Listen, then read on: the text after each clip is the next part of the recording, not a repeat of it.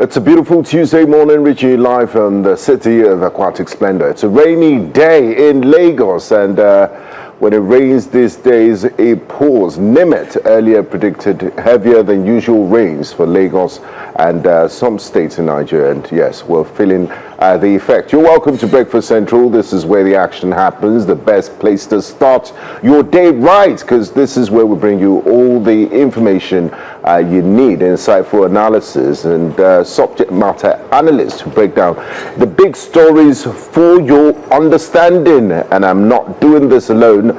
I have with me Joe Hansen. But before we go to Joe Hansen, in case you're wondering, who's this handsome guy on your screen? Well, my name is Benga Aborowa. A little bit of humility doesn't hurt.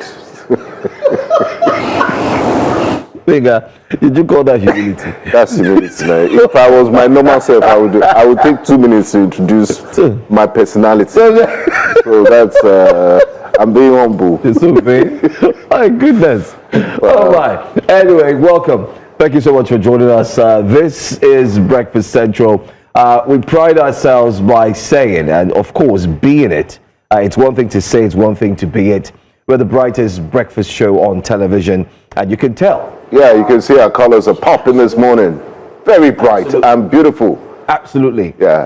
And Joe, great to have you back, by the way. And when you were away, some things happened, but I'll wait for Olive to join us on set, because I'm not in the business of talking about people behind their backs. I want her you had to better report not. herself. You had better not. Yes. By the way, Olive is around the corner. She'll be joining us pretty soon.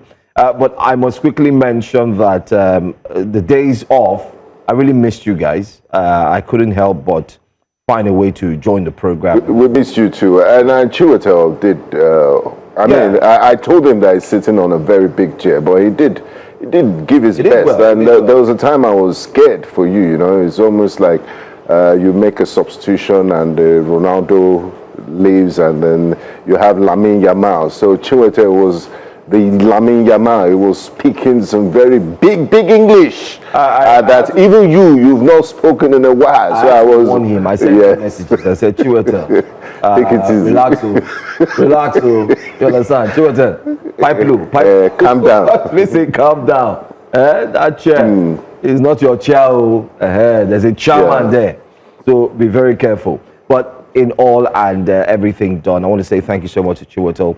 Our breakfast show is definitely here to stay, and we're going to look at it for the next 3 hours stretch. We have a lot to talk about. Being a lot or not. I did see that you guys touched on some of the major issues, especially on flooding. And whether you like it or not, it's in the news. Still I mean, we can't. The news this morning. We can't ignore it. We can't ignore it. Just yesterday, videos were circulating showing the pastor, of course, who said God had revealed to him that the abducted pupils and teachers in Oyo State will be released. I'm talking about Pastor Deboya, and he talked about saying that the manner in which it will happen, he can't say, but it's going to happen. The revelation was said to him, and so on. Well, that's one story that's actually trending right now. If you check, everyone is talking about it, saying, okay, why didn't we get the prophecy on the time and the moment it's going to happen? And then, of course, he kind of like exonerated the president from the current situation of things that's happening in Oyo State, and also the insecurity that's bedeviling the country. But that's a conversation we're going to look into, but not now. Our focus as we drive straight into it is the flood, Benga. Yes, I mean, Lagos is called Center of Excellence and City of Aquatic Splendor for a reason. Heavy rainfall has left several parts of Lagos submerged, causing severe traffic gridlock. Stranded commuters and damaged vehicles. Major roads were heavily affected, with residents blaming blocked drainage channels for worsening the situation. The floods, triggered by hours of intense downpour, disrupted movement across both mainland and island areas, including Ikeja, Oshodi, Gbagada, and Ajah. Many vehicles broke down after driving through submerged roads, while residents lamented being unable to attend daily activities. Residents have been urged to avoid indiscriminate waste disposal and illegal construction on floodplains, stressing that collective responsibility is key to reducing the impact of future floods. Let's just take a look at some of these videos to give you a visual description of what really happened.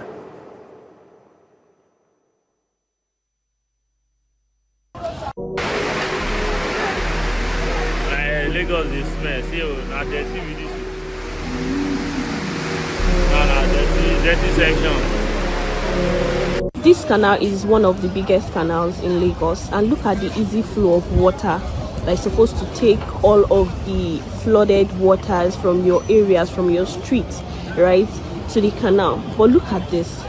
Look at how clogged this place is with dirt, different kinds of dirt. And just look at how over 20 men, over 20, I tried counting at one point. They are trying to push the dirt away, and so that this place will not get flooded or will not get clogged more, right? But they are trying to push the dirt. It's going to cause another havoc somewhere else, and it's so sad. Lagosians, don't drop your waste in your gutters. Dispose your waste properly. This is insane. This is very, very, very, very sad. I had to just calm down, take a video of this process of what is going on. Just look at that heap of waste moving, people trying to push it so that water can flow in this canal. It's sad, Lagosians. It's really, really sad. Just look at. Guys, the problem is water is coming to staircase. The flood is, see, it's coming from under. See my estate, guys. So let me hear your opinion. Should I continue to stay in this estate or make a this one a car park? See, rain don't pass. Oh my God! See, we are prepared me today. Look at. Wow, so there you go. Those are videos of the aftermath of the heavy rainfalls in Lagos. And I mean, from my perspective, there are three different reasons why this continues to happen. Number one, act of God, global warming, and flash floods. It happens everywhere in the world. So, but number two, the degree of the flooding.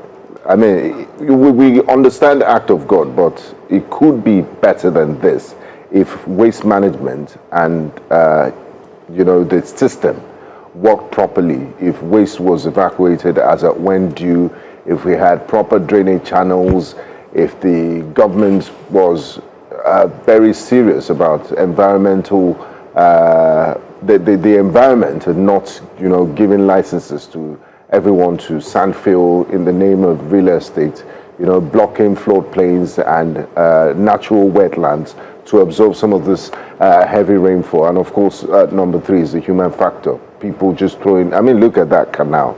The amount of dirt in it is just, it's human beings that did that. Bing, it's a combination of different factors. I just want to follow through with what you've said.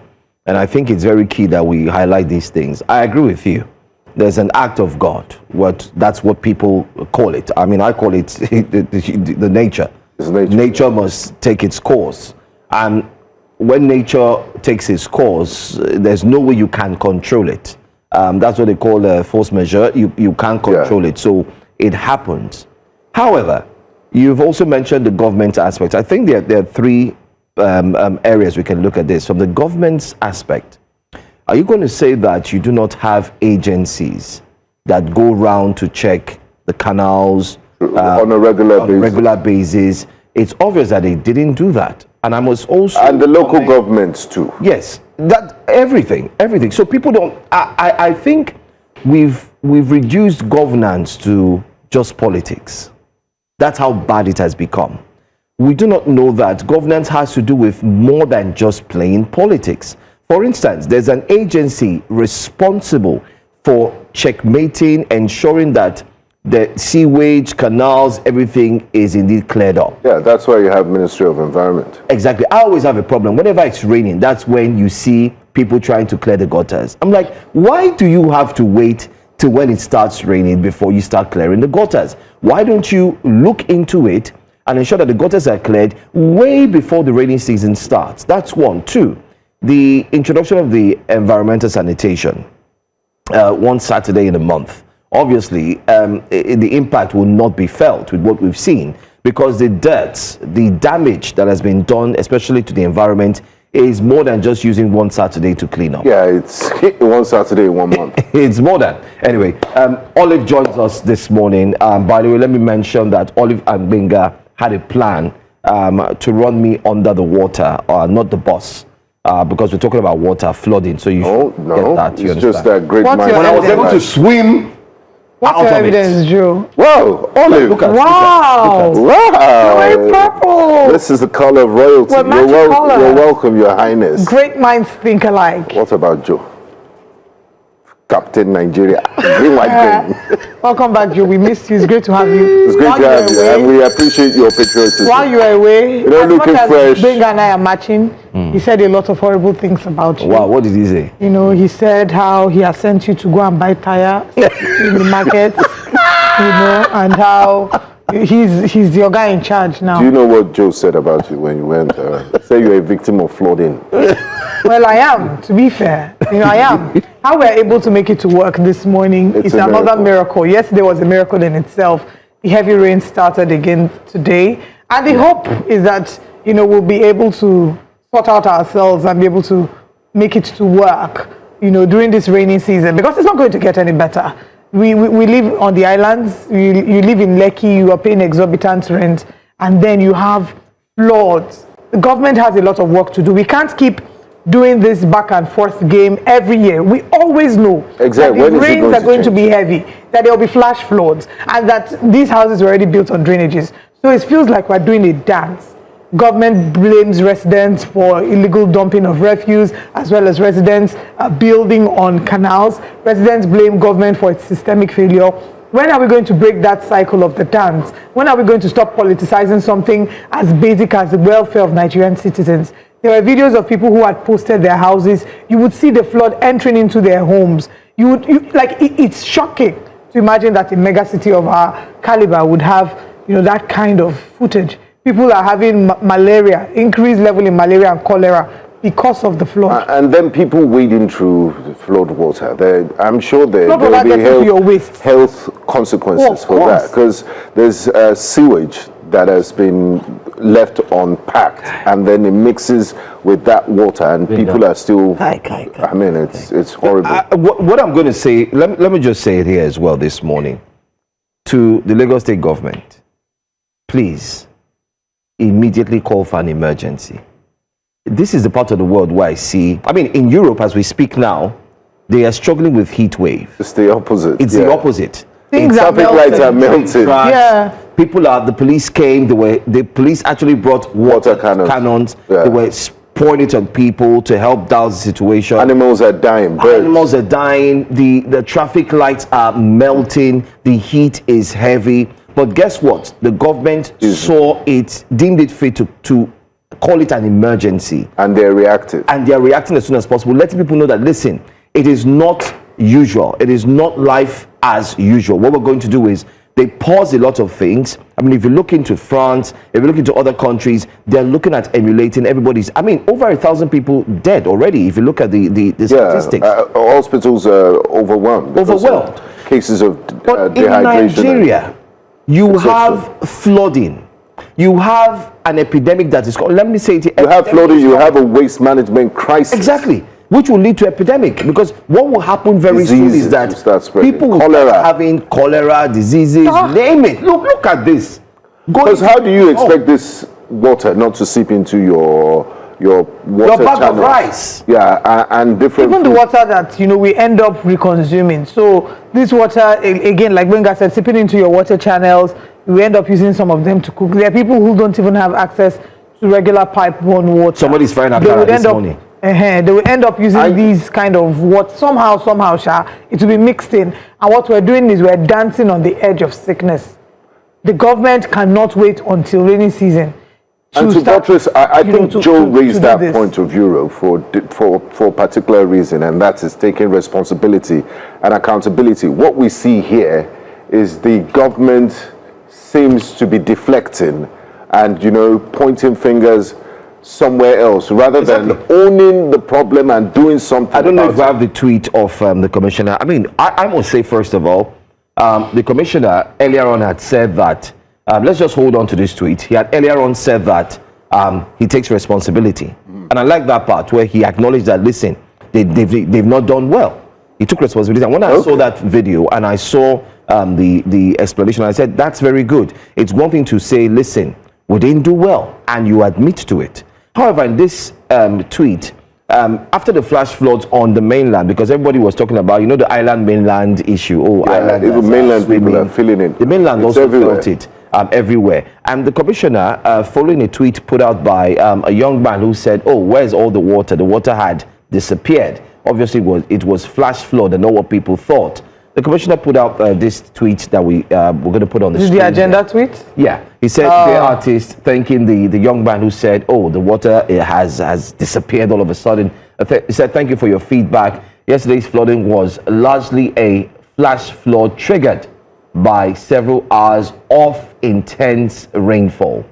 He went on to say, as is typical with flash floods, water levels have since receded in many affected areas. However, we are aware that some individuals are attempting to exploit the situation to advance a particular agenda. Let's stop there. I have a problem with that. Yes. Me too. I have a big problem Was it with that necessary? statement. Is everything politicized? Must everything be politics? Fix it so they won't have agenda. Exactly. So the thing is, he that comes to equity must come with clean hands. If you have nothing to hide as well, I think that's what I'm trying to say. That if you have nothing to hide, there's no reason for you to run. If you have nothing to hide, so we need to stop politicizing Nigeria's pain. This is something that we see happen even when we're talking about insecurity. When we hear that some people have been kidnapped, some other political figures, political eye service individuals, would jump up and say that we're trying to, what's the word? Embarrass the president, that we're trying to embarrass the president. It's important for us to have these conversations, and I understand that truly there might be people that want to, agendas will always agenda, but we're hoping that the work can be done soon, so that we won't have agendas to try to sort out. As far as I'm concerned, I mean, there's nothing like agenda. If there's a problem, people will use it. What do you think opposition is there for? To smile, to give you flowers and to clap for you when things are not of course they're going to point out the flaws in the system and take advantage of it.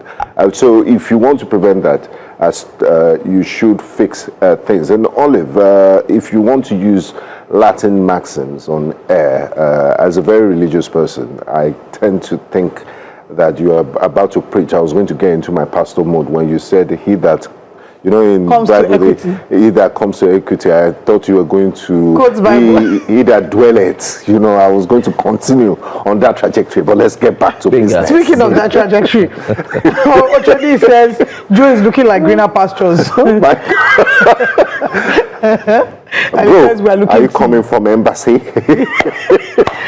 UK or US embassy? Okay, let's see what Nigerians are saying. That's a good one, Ocho. Let's see what Nigerians are saying about the flood on X and what their experience is regarding the flood as well. Our first tweet says, what a disgrace. Everyone responsible for this failure should be ashamed of themselves. And then the next tweet says, Lagos State urgently needs decongestion. A relatively small state is bearing the weight of Nigeria's entire population. What's the please? That people should leave now. I don't mind them. This is an emergency. Sadly, it has always been an emergency. Government will act surprised now and pass new bylaws, waste police, always reactions, not proactive steps. But we know already, but we know already that every June, July, this will happen. You have known since the day that you got sworn in as state governor or environment commissioner, but now you visit sites and point hands. I don't get it. Adeshoye says. The next tweet, Opulence, says, demolitions, raids, enforcement, sealing of buildings and social media videos, but no energy preventing the problems in the first place. Permanent solutions. Exactly. No effective waste management system, routine drainage, maintenance, and long-term planning. Lagos is the gateway city, and most importantly, the face of the country. Cannot continue like this, Opulence says. And in the next tweet, it's so frustrating because proper drainage systems and waste management isn't even a Herculean task. They simply don't want to, Interlude says. And so I also need to commend Lagos State government for its enforcement activities over the last 24, 48 hours. Because during that environmental sanitation on Saturday, the governor did one before he left the country to celebrate his birthday. By the way, happy belated birthday to Governor Sanwo-Olu. Yesterday was his birthday. But moving on, he did one that the Badagry corridor, which leads to the Republic of Benin border. If you know Yano Volks, Badagry, Lasso area, the medians have been converted into markets. It's terrible. Like, you can't even tell which is the road and what is the market. It's just chaos. And it's been like that for years. It's lawlessness, and it's almost like the Wild Wild West there. You would hardly, if you have any business there, you'll be scared. So the government and the Ministry of Environment have commenced enforcement work there. They're destroying the markets that are built on the median. Because if you give people their chance, or a chance, you give them an inch, they'll take a mile. So they're trying to sanitize that corridor. Let's hope the enforcement will be permanent. And also the coastal road, that little shanty town, that has been the 10th city. It's not one, there are many. The first one has been demolished. They've cleared that area. So again, people will be wondering. Benga, can I say something here now? Yes. And take my word for it. After 3 weeks, they'll be back. After 3 weeks, they'll be back. Anything they demolish now, mark my words. I'm happy we're journalists and we have reporters. We will take it up. We'll go back there. They'll be back. Sometimes I feel these things are perfunctory. They're just like, oh, okay, you know what, let's quickly put something, let's quickly do this. It's what we've seen. We're not saying that it's not that cannot be done. It's when there's it a ends crisis. up going back to the same. Exactly. It's when there's a crisis. Oh, you know what, let's quickly make things work. The government had also mentioned that they noticed that people were building on road channels, on water channels. They were building houses. They also discovered that some family, the commissioner also put out a tweet that noted that there's a family, in other words, a royal family, a popular family that was blocking. Oh, yes. Didn't you know since? What happened to those? The biggest question we always ask in Lagos State, and I do hope, we're extending another invitation to the commissioner who was here at some time. I think this time the questions will actually be different. And let's really tackle ourselves deeply and let's look at it carefully. What happened to the agents that approve of these buildings? Yes. Why is it that the Ministry of Lands, the people have built, they've furnished, they've moved in? That's when you come and say, oh, you know what, this thing is obstructing, we must demolish. Come on. If you have a master plan of Lagos State, you have the master plan. I don't have it. Benga, Olive, we don't have it. You have it.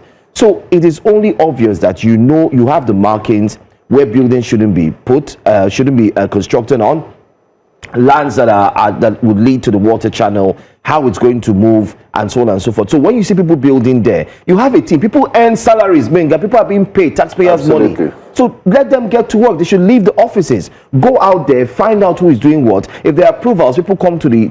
And they're very efficient in doing that. LABCA, Lagos State Building Control Agency, and there's a video that is making the rounds on social media now of an individual that built a restaurant on a canal. Posh restaurant, and I mean, you're wondering where LABCA was when all that construction happened. You put pillars, imagine, to obstruct the water flow in a canal and built a restaurant there. And the ironic thing is that the soundtrack to the video, because they were doing the before and after, was gospel music. How do you put gospel music as background music to break in the law? Olive, just to mention that as we proceed with the conversation today, we'll have the commissioner training us and would expand this conversation further. If you have questions you'd like us to ask the commissioner, so please, you can head on to join us. And we hope that we can bring that up later. But let's tell you that the Federal Executive Council has given the green light to a set of new reforms for the National Youth Service Corps, NYSC, marking the most significant overhaul of the scheme in decades. Under the approved changes, the NYSC orientation camp will now run for 6 weeks instead of 3. I don't serve my fatherland. With a stronger focus on leadership training, entrepreneurship, and digital skills, the reforms also introduce a new mobilization process designed to be more transparent and efficient, while core members will be deployed with, to the different centers with greater consideration for safety and career alignment. In addition, the traditional personal parade will be replaced with a graduation ceremony that highlights the skills and competencies acquired during service. The government has also approved new uniforms to project professionalism and national pride. Is it going to be Ashoki? Alongside a civilian-led governance structure for the scheme, with the military retaining its security role. These reforms are expected to reposition the NYSC as a platform for job creation and national development, with amendments to the NYSC Act on the way to provide a legal framework that ensures sustainability and long-term impact. So now we're streaming live on YouTube, News Central TV Live. Head on YouTube and tell us what your thoughts are regarding the reforms coming to NYSC, if you're excited about that, if you're yet to serve, if you're looking forward to that, and if you've already served, for example, do you think that you would have wished that these reforms were done in your time? But first, let's listen to the Minister of Youth. With other ministries, MDAs, a memo is being brought forth to the Federal Executive Council, and I'm happy to tell you that it has been approved for the reform of National Youth Service Corps. For over a decade, 1973, that this scheme has been funded, created by the country for national unity and civil after the Civil War. 53 years later, part of the reform of Mr. President, President Bola Ahmed Tinubu,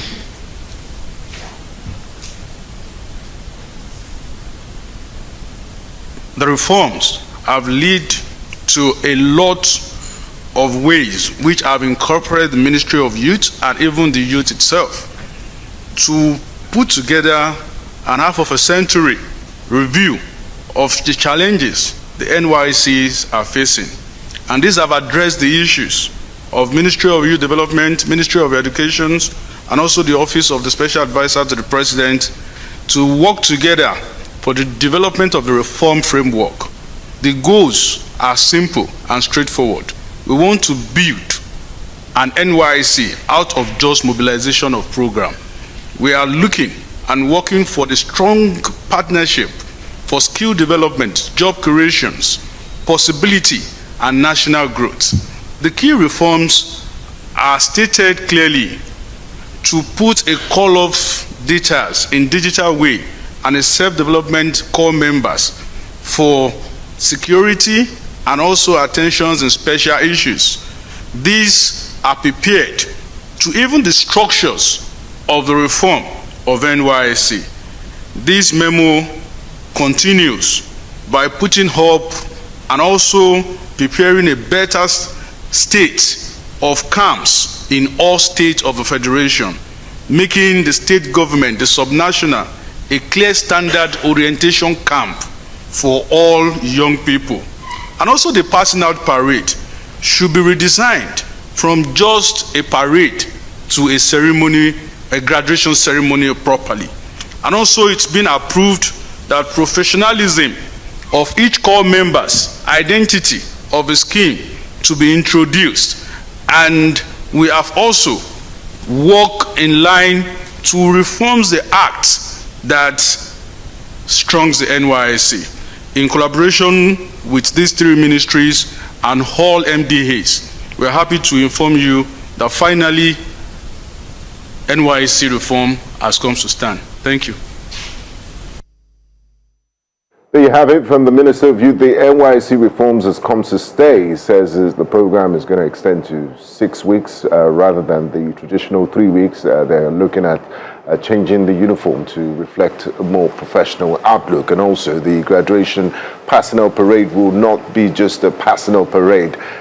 It would be a graduation ceremony to showcase the skills they have learned in the course of their 6 weeks serving their fatherland. And I'm sure this is going to cause a lot of reactions. And of course, trust Nigerians, they're already talking. What's a news item without reactions? I think we should ask the resident copper on the core member on the show. No, that's not nice now. Do you want to speak about it? He's wearing green? This is patriotic green. Do you know there are cost implications to all these things? You're extending by 3 more weeks. You're going to feed people now. Please, can I allow the Otondo to speak? Go ahead. My guy is spoiling. You know what? But in all of this, he didn't talk about increased alawi. No. They can't talk about increased alawi. How much is minimum wage? Unfortunately, how much is minimum wage? A lot of these NYSC members are earning the same thing that those who are working in civil service are earning. So as much as I would want for them to increase, because the truth is, how I've always felt about NYSC is that NYSC is punishment for going to university. No, that is what it felt, that's what it felt like for me. I see a more positive side. That's what it felt like for me. Because I don't understand why I'm coming to camp, you're telling me to carry my box on my head, do frog jump and all of that. It just feels like, are you punishing me because I went to a civilian? So which is why the good side I would applaud, and I have been saying since, there were 2 things I was saying, that we should either completely scrap NYSC or we totally reform it. So kudos, to the minister for these reforms. One, I'm happy that the reforms, are prioritizing the security and safety of Nigerian youths. In certain parts of the country that are dealing with insecurity, there are many youths who are refusing to go to serve because they've been posted randomly. So I'm hoping that there are ways that people can navigate this thing now. The initial idea of NYC was to foster unity so that a youth from the southeast can go to the northwest to go and, or south can go to the northwest to serve. That way everybody has a unified form. We get to experience other cultures and traditions, and there's just a unified picture. Unfortunately, we've lost that plot now. I don't see that happening. So as much as possible, align it in a way that students can be able to go to maybe a PPA that is close to them, somewhere that is not too far from them. As a parent, I would not allow my child go to certain states that, you said, we will wait for another year. I'm not going to send my child to a place that I know is a hotbed for insecurity. And we have to be factual about it, because if anything happens again, we have how many people still in the bush? Is the government going to bring them out?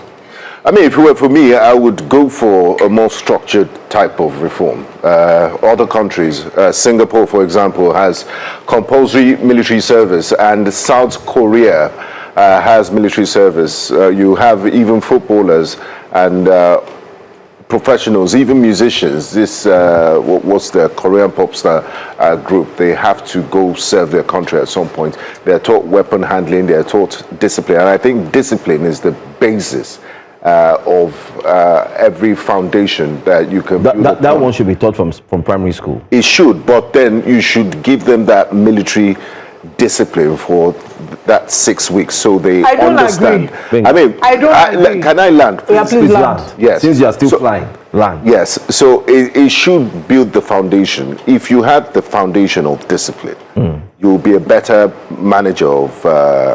If you're an entrepreneur, you'll be a better entrepreneur. If you're a business person, you'll be a better business person, regardless of what you're doing. At least, because what we've seen in Nigeria is people don't discipline. When I say military training, they just think, it's to be jumping gutter, it's to be jumping, doing obstacle crossing. That's not military training. So it's military training. The mind. It's the instilling the sense of patriotism. It's some nationalistic ethos, and teaching people about life in general, that you can't just go around sagging and chewing gum and just be. So my question is, can that not have been enforced in university? And if they want to go ahead, and sag, yeah, of course, they will meet the employment market. And when they come to the employment market, they want to come and work in New Central, they should sag and know that they will not get a job. See, the truth is, they know what to do. They're not children. They've gone through the university system. They've gone through 4 years at least of the university system to be able to get them, or the higher institution system. They're not children. I would say that a lot of the things, our focus should be on equipping them with skills that will help them, survive in the real world. Weaving baskets. Because I remember when I was 7, they will always come, put you in a big hall, you sit there, and then everybody. We can't all be selling things as a Nigerian. We can't be consuming and be selling things. What is my business with basket weaving? If I were to be asked, how would I have seen what NYSC should have been? I would have said, when these students are in university, from the university, create NYSC to be some form of an internship. So that's their first work experience. As a lawyer, for example. And that's why they have PPAs. Yeah, so you're not doing all those. Anyway, yeah, I get you. But That's why I'm talking of the camp but the problem with the PPA is a lot of the time, most people are not even sent to a PPA that aligns with what they studied. You study medicine. That's why they you study medicine, you are sent to a Kuling or Akara joint. Let's see what Nigerians are saying very quickly. Before, Oliver, I don't know why you're smiling. And don't forget, the framework is still being worked on. Bayo Ononuga says, the reformer in chief, President Bola Tinubu, he says, reset the 53-year-old NYSC in tune with the modern day needs. I like that title, reformer in chief. That's why I reformed the national anthem. Let's just pause. I want us to talk on this. He said, please go back. He said the modern day needs of the Nigerian youth. The question is, when this reform was being done, the reform, was the Minister of Education involved? Were the representatives of the Nigerian youth, were they involved? These are the questions I asked when I saw it yesterday. Because at the end of the reform, they said the stakeholders. They said the Attorney General of the Federation, the Minister of Youth, whom you saw, whom many don't know, will have to sit down and complete the framework. But my question is, were the stakeholders, the Nigerian youths, even NANS, National Association of Nigerian Students, exactly, were they involved? You see, these are the questions. We're not expecting a quick turnaround. It's going to take time, but whether you like it or not. Or say a public hearing on that. Right. Thank you. When you're done with that, and thank you again. Because reforming, anyway, let's move on to more. I need to say something in addition to that, and I think that that's very important. In response to Bayo Ononuga's tweet, where he says the reformer-in-chief has reformed the 53-year-old NYSC to reflect the modern-day needs of the Nigerian youth. Let's pause here and ask ourselves the question. What is the modern-day need of the Nigerian youth? Let's compare the reality of the Nigerian youth to the American youth, to the British youth. Let's compare the people that our youth will compete against on the global scale. Artificial intelligence. How are we equipping our young people to be able to use artificial intelligence tools to better the quality of their work? How are we equipping them in terms of finances? What is the job market saying? When Tosin Olorinda came and spoke about the unemployability of young people who have been through tertiary institution, they were dragging him. Even though there was sense to what he's saying, he is the one employing these people. Speak to the organization, speak to the companies, find out what the challenges are in terms of why the youths are unemployable. That is not to say all Nigeria, of course, Nigerian youths are employable, are hardworking, are talented and resilient, is why they go outside and they do excellently. But whilst we're here, speak to these organizations and ask them, what are the challenges that you're experiencing? How can we ensure that this program helps to fine-tune the quality of young people that we're bringing to work with you? So it's not by giving them handwork. And that is not to say that there isn't a place for handwork, absolutely. There's a place for learning how to weave baskets and all of those things. But I would say that I'm excited that it's switching from paramilitary to more civilian. And we should look at what modern day really looks like. Absolutely. What exactly is the paramilitary in NYSC, apart from obstacle crossing and doing parade? Oh, yeah. And then the morning, waking up, the matches, match parade. So you want to be sloppy and, just wake up, stroke. It's not about being sloppy. Benga, you have a job. No. If, for example, our interns... No, in camp, that's why it's called what should they be doing? I agree with that. I mean, praise and worship. Everything was... See, you have to... anyway, let's. I want to take some comments on YouTube. Yeah, I think Nigerians. There's a lot to talk about on this. Serious discipline. No. Just one comment. Femi Olagunju says this reform is a welcome development, but it should include the issue of posting. Students should be allowed to serve where they have studied. To me, I think it should be scrapped totally. And some people think it's a waste of time and resources on YouTube. We'll take more comments as we proceed. We're going to be spending more money on it. Yeah, but let's share what the headlines this morning are on Breakfast Central. And this morning, we're kickstarting the conversation with the biggest challenge that Lagosians are facing now. In our top stories this morning, Lagos floods. Residents call for lasting solutions to ongoing flooding. And we'll be heading to Plateau. Securing the Plateau, Joshua Dariye presents peace report to Governor Caleb Mfwang. And the FCT infrastructural development is another conversation that will come into play as President Tinubu inaugurates rehabilitated Karu Road network. Petrol prices will be talked about as the federal government calls out marketers and demand cost reduction. As usual, we'll review the front pages of the newspapers. Our guests will be here, and at that point, we'll open the phone line for you to join. Stick around for all these and more.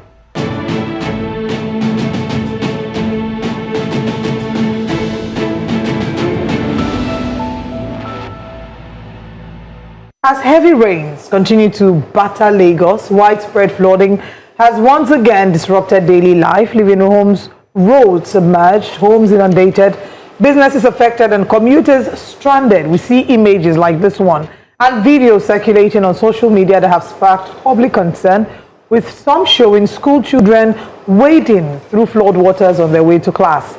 The scenes have renewed criticism of the state's drainage infrastructure and prompted fresh calls for more proactive measures to mitigate the impact of seasonal flooding. Let's also tell you that for many residents, the issue extends beyond inconvenience. Let's also mention, too, that flooding poses serious risks to public safety, education, transportation, livelihoods, and public health. It also raises broader questions about urban planning, climate resilience, and the capacity of rapidly growing cities to cope with increasingly extreme weather events. This morning, we're going to look at some of the causes of the recurring floods, assess the adequacy of existing interventions, and explore what more can be done to protect lives, property during the rainy season.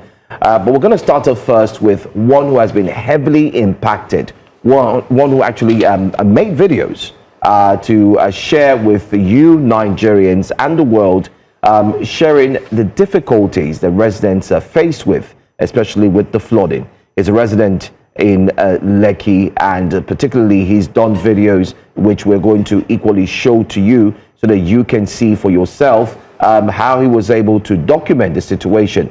We have Abusamwa Eyimisa, who joins us this morning. Thank you so much for being here. Your videos also made it online. Hopefully the producers will be able to put that video up. Just yesterday you put out another one showing how children had to swim in that water to go to school. Yes. Let's start off by asking, can you share with us what it looked like when the flooding started? Yes, good morning, everyone. Thanks for having me here.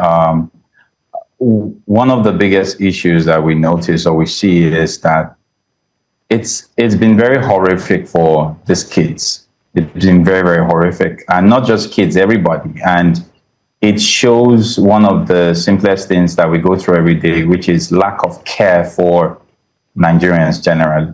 I bought a boat, inflatable boat, in order to help those kids move from point A to B, close to their school, to try and support them. And the other thing that I had to do was, I noticed that people were falling into gutters constantly, so we had to buy floaters and ropes in order to show people that this is where the gutters are and all that.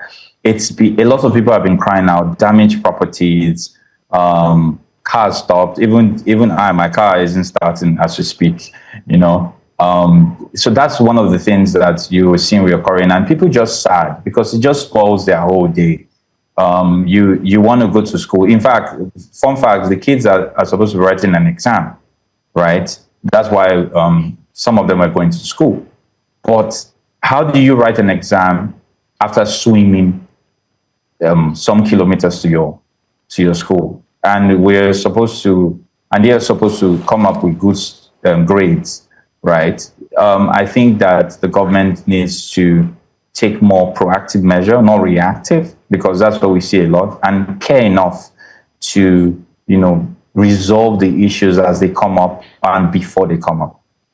All right, let's talk about what the reality has been like. I don't know how long you've lived in Lekki as a Lekki resident, and first of all, thank you very much for taking the initiative to get these inflatable boats and just help these children, get across. I think that's really commendable. It's sad that this is what our reality has become. But the argument is that we see this happening year in, year out. I don't know how long you've lived in Lekki. Can you paint a picture of what the reality has been for the duration of your time in Lekki, if this has been the norm every year?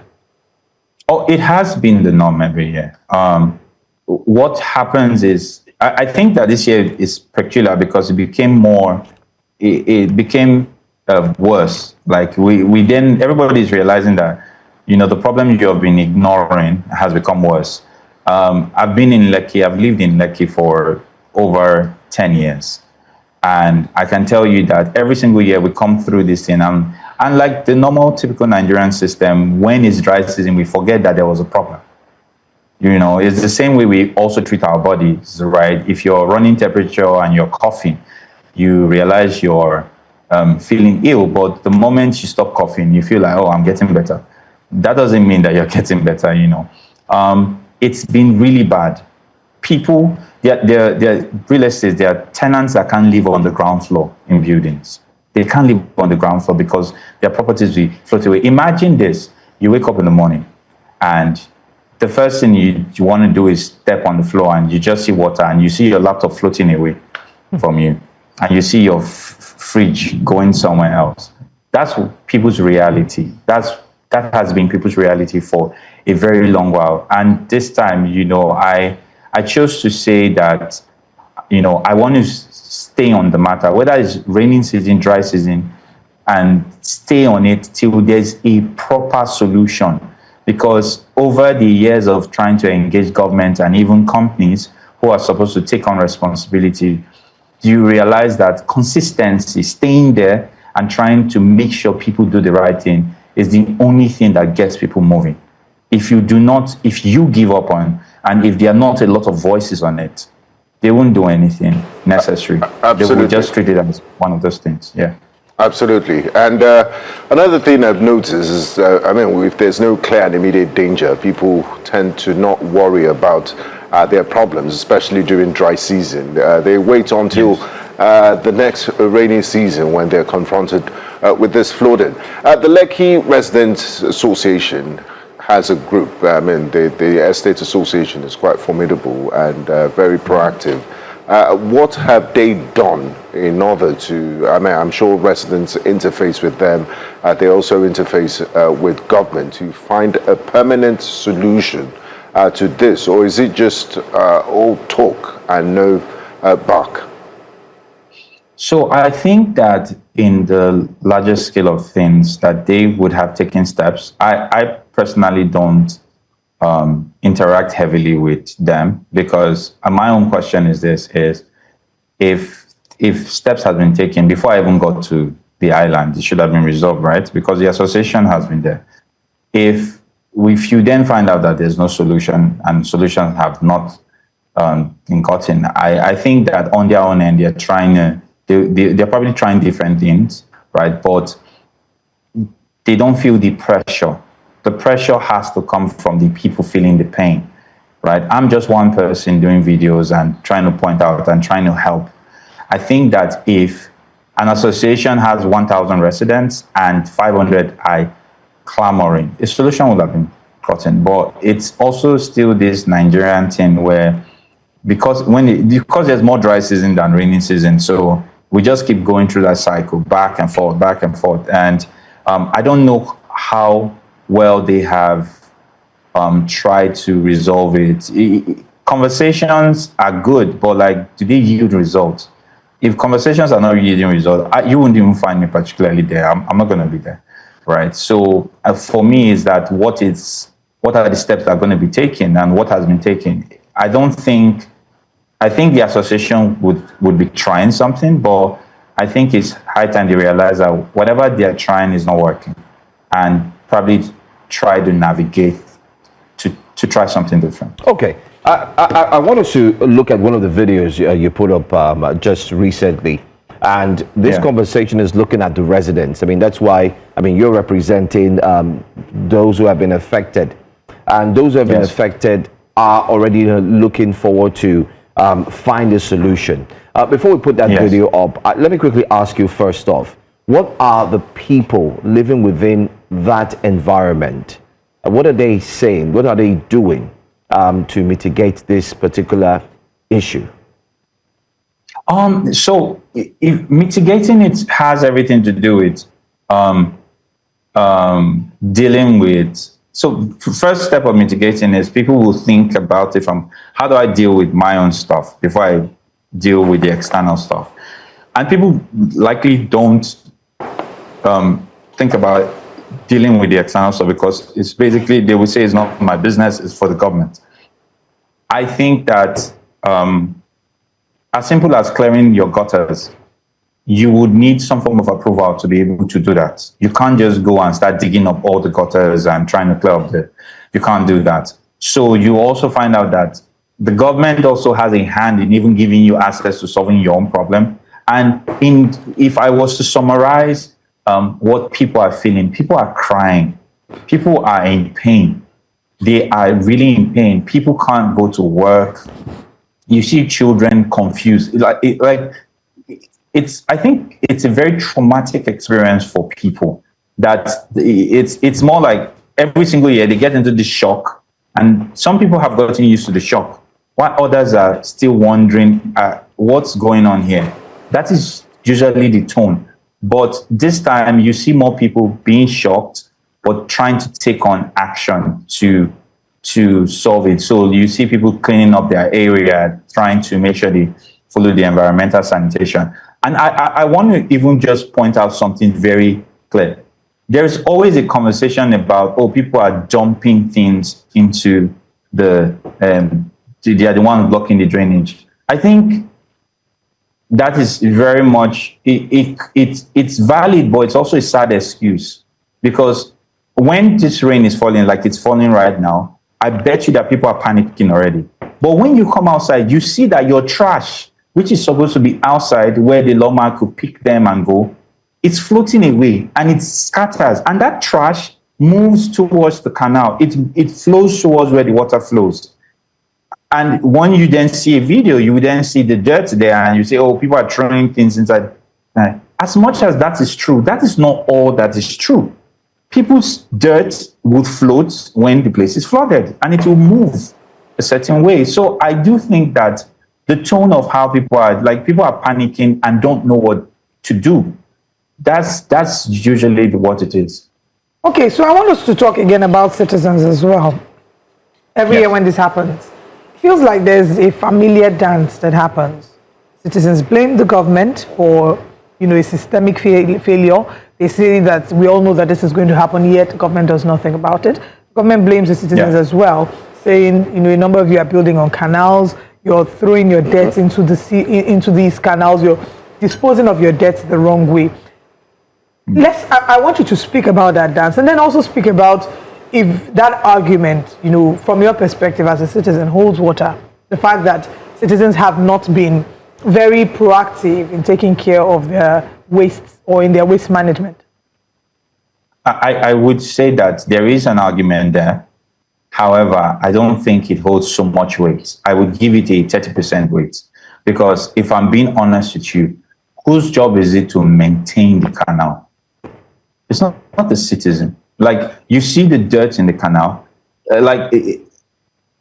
You're seeing in this video that you're putting up, you will see people trying to push, the dirt to clear the way. Should be told, there should be, canal supervisors, drainage supervisors that have a routine of going around and making sure that these places are good. If that is not done, and you say, people are dumping dirt, the question is, what was your maintenance strategy? Was it implemented? That's one. Sand filling. I do think that in regards to that, people building on the canal and all that, government cannot shy away from the fact that someone got approval for that. Someone got an approval to do it. Like, people are not that just daring and bold. And if it's on the pathway and that happened, how much is the investigation to trace how the person got that and also just remove those properties? Stop it at its early stage so the person doesn't build up. There's someone supposed to be in charge of making sure people are building right.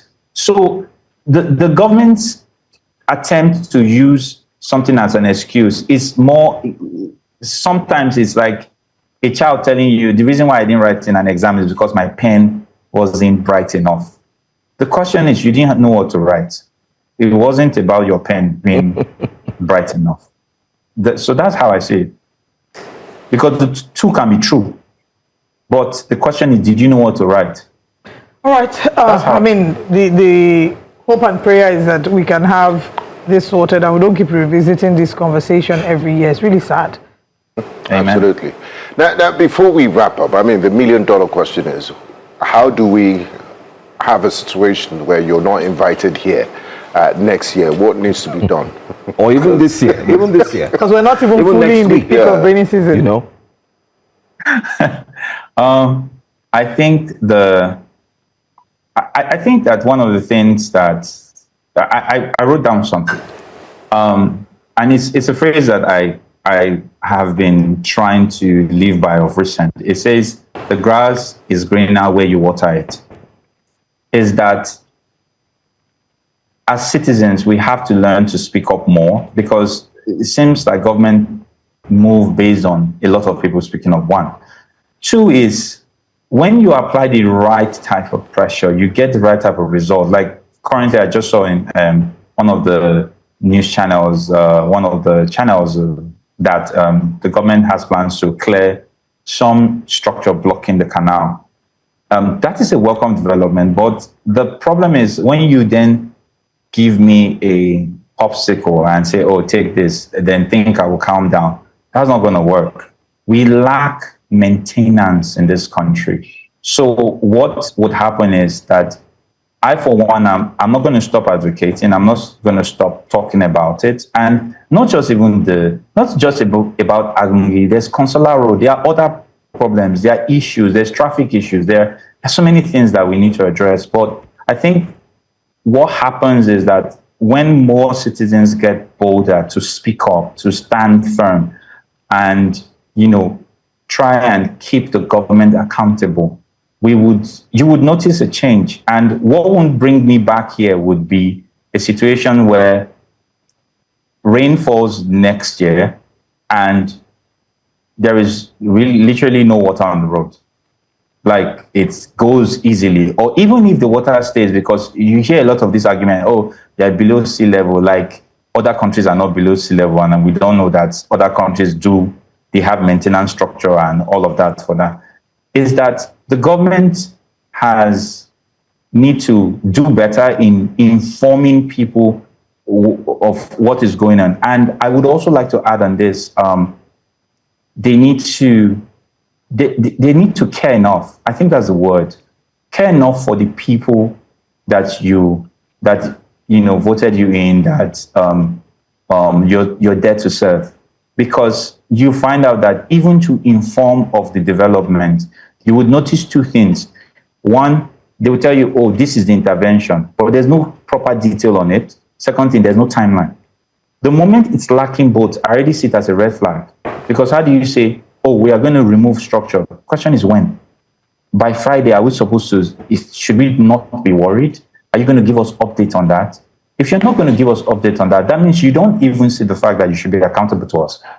And I think that the government needs to shift based on that. As little as moving that, you will find out that people would patiently wait to see what the change looks like. And I think that the change will come once we just keep on advocating the way we do. And I promise you that I think 10 people or 100 people speaking up just the way I'm speaking up there will be a change. There's no how. Wow. We will see that. And that change is what we want. I mean, we don't want to keep living in Lekki and swimming within Ikorodu and, the various parts in Lagos that have been bedeviled by this flood. Amy-san, thank you very much for joining us this morning. Thank you so much. We look forward to having you on, in a better conversation, in a better circumstance. But as we're wrapping up the conversation, let's share with you the video that Amy-san made, or the videos, and shared on social media to raise awareness about what the situation is. These are not videos made in South Sudan. These videos are made in Lagos, Nigeria. Let's listen. Look at kids. Look at kids. See how they are going to school. The boat, at the end of the day, is the one that's carrying kids to school. So I want to be sure, and I want to know if this is the legacy that you guys are setting.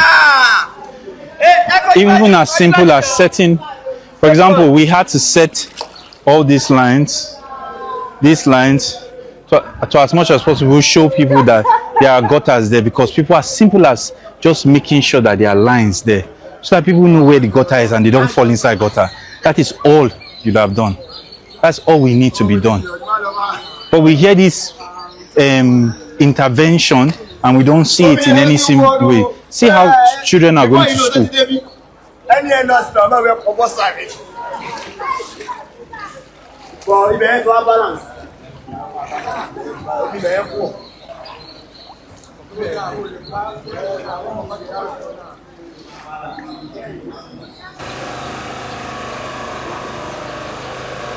So lucky. Very lucky. Wait. Wait. One. Then one more small person. A classic case of do not ask what your government can do for you, but ask what you can do for your government. In this case, MISA has taken the initiative to make life easier for citizens who are battling the negative effects of the flood. Thank you so much once again. Thank you so much. Look forward to having you in better circumstances. Hopefully, we'll not be talking about flood. It was something different.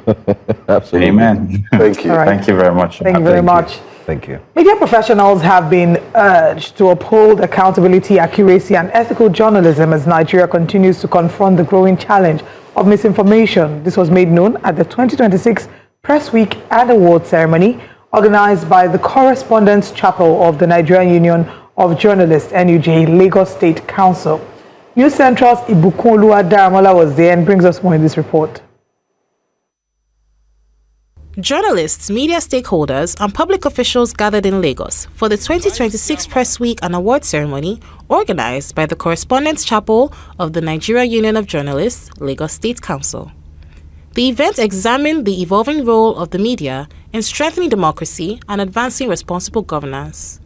Delivering the keynote address, Dr. Festus Oshoba described journalism as a vital pillar of democracy. The journalist acts as a mirror to the society, gives information, gets feedback, and then speaks truth to power. With that, government is able to make policies and tweak the policies to ensure that it favors the citizens, because the primary aim of government is to ensure the security and welfare of the population. It is the interest of the government to see that they work hand in hand with journalists, see journalists as partners in progress, and see that when journalists do constructive criticism, act as watchdog, bring out news, it is serving as a mirror of the society, as a mirror of the government. Other speakers echoed the call for ethical journalism, urging media practitioners to hold public officers accountable while maintaining the highest professional standards. And part of it, I'm not castigating the media. We are not doing enough in terms of election monitoring, election pre and post election. We are not doing enough. We should stand by integrity. Integrity in a sense that for the country or the nation to grow, definitely me and you should have integrity in ourselves. Journalists have been able to push things, making more of the necessary issues to come to limelight. And we are believing God that as we progress in this system, we will ensure that the citizens, the journalists work in collaborations. Awards were presented to journalists and media professionals in recognition of their outstanding contributions to the profession. Stakeholders reaffirmed that the media must continue to serve as a vital bridge between the government and the people. In Lagos for News Central, Ibukunoluwa Daramola. Very interesting. Very interesting. Well, let's tell you that President Bola Ahmed Tinubu has commissioned a newly rehabilitated and expanded 15-kilometer road network from Karu Interchange to Customs Clinic Junction, including adjoining roads in the Karu district of the Federal Capital Territory. The project is expected to improve traffic flow, boost connectivity, enhance security, and stimulate economic activities within the district. Represented by Vice President Kashim Shettima, the President urged residents to safeguard the infrastructure and avoid indiscriminate waste disposal that could block drainage channels. For years, the Karu corridor, serving as a critical gateway between the FCT and neighboring states, suffered from severe traffic congestion that drained the productivity and energy of residents. By expanding and rehabilitating these roads, we are not just laying asphalt, we are injecting life back into the local economy. This project dramatically cuts down daily travel times, eliminates frustrating gridlocks, and ensures that businesses in this densely populated area can thrive under the right conditions. As you are coming in here, is a thing of the light. This is what development is supposed to be. I want to assure every community, every district in the FCT that under the administration of Bola Ahmed Tinubu and Kashim Shettima, we will make sure that development, dividend of democracy, will touch every area. The situation before was worse because there are a lot of traffic everywhere. The road was very bad, but what they have done today, movement will be easier within the society, and the residents that are doing business in Karu precisely are living like if they are in Aso Corona. We are proud, all the people of Karu side and see. From now we can now move our goods and everything possibly to where our destination. Great strides there by the FCT minister. If you're a resident of Abuja, you might have seen billboards commemorating him, calling him Mr. Projects, talking about this sort of initiatives. They're welcome, infrastructural development. But we still have quite a lot to unpack this morning on Breakfast Central. But let's give you a recap of what we've done today. Residents are calling for lasting solutions to ongoing flooding in parts of the city of aquatic splendor, Lagos and Nigeria. Journalists urged to combat misinformation. Yes, our constituency has been given the clarion call to as part of the press week. And also President Tinubu inaugurates a rehabilitated Karu road network in the Federal Capital Territory. Do stay with us. So much more coming up next on Breakfast Central. And of course, coming up next this morning on Breakfast Central, CSO commends DSS military over improved collaboration. Federal government calls out marketers, demand cost reduction. And former Governor Joshua Darie presents peace report to Governor Caleb Muchwang in Plateau State. Do stay with us. Breakfast Central continues shortly.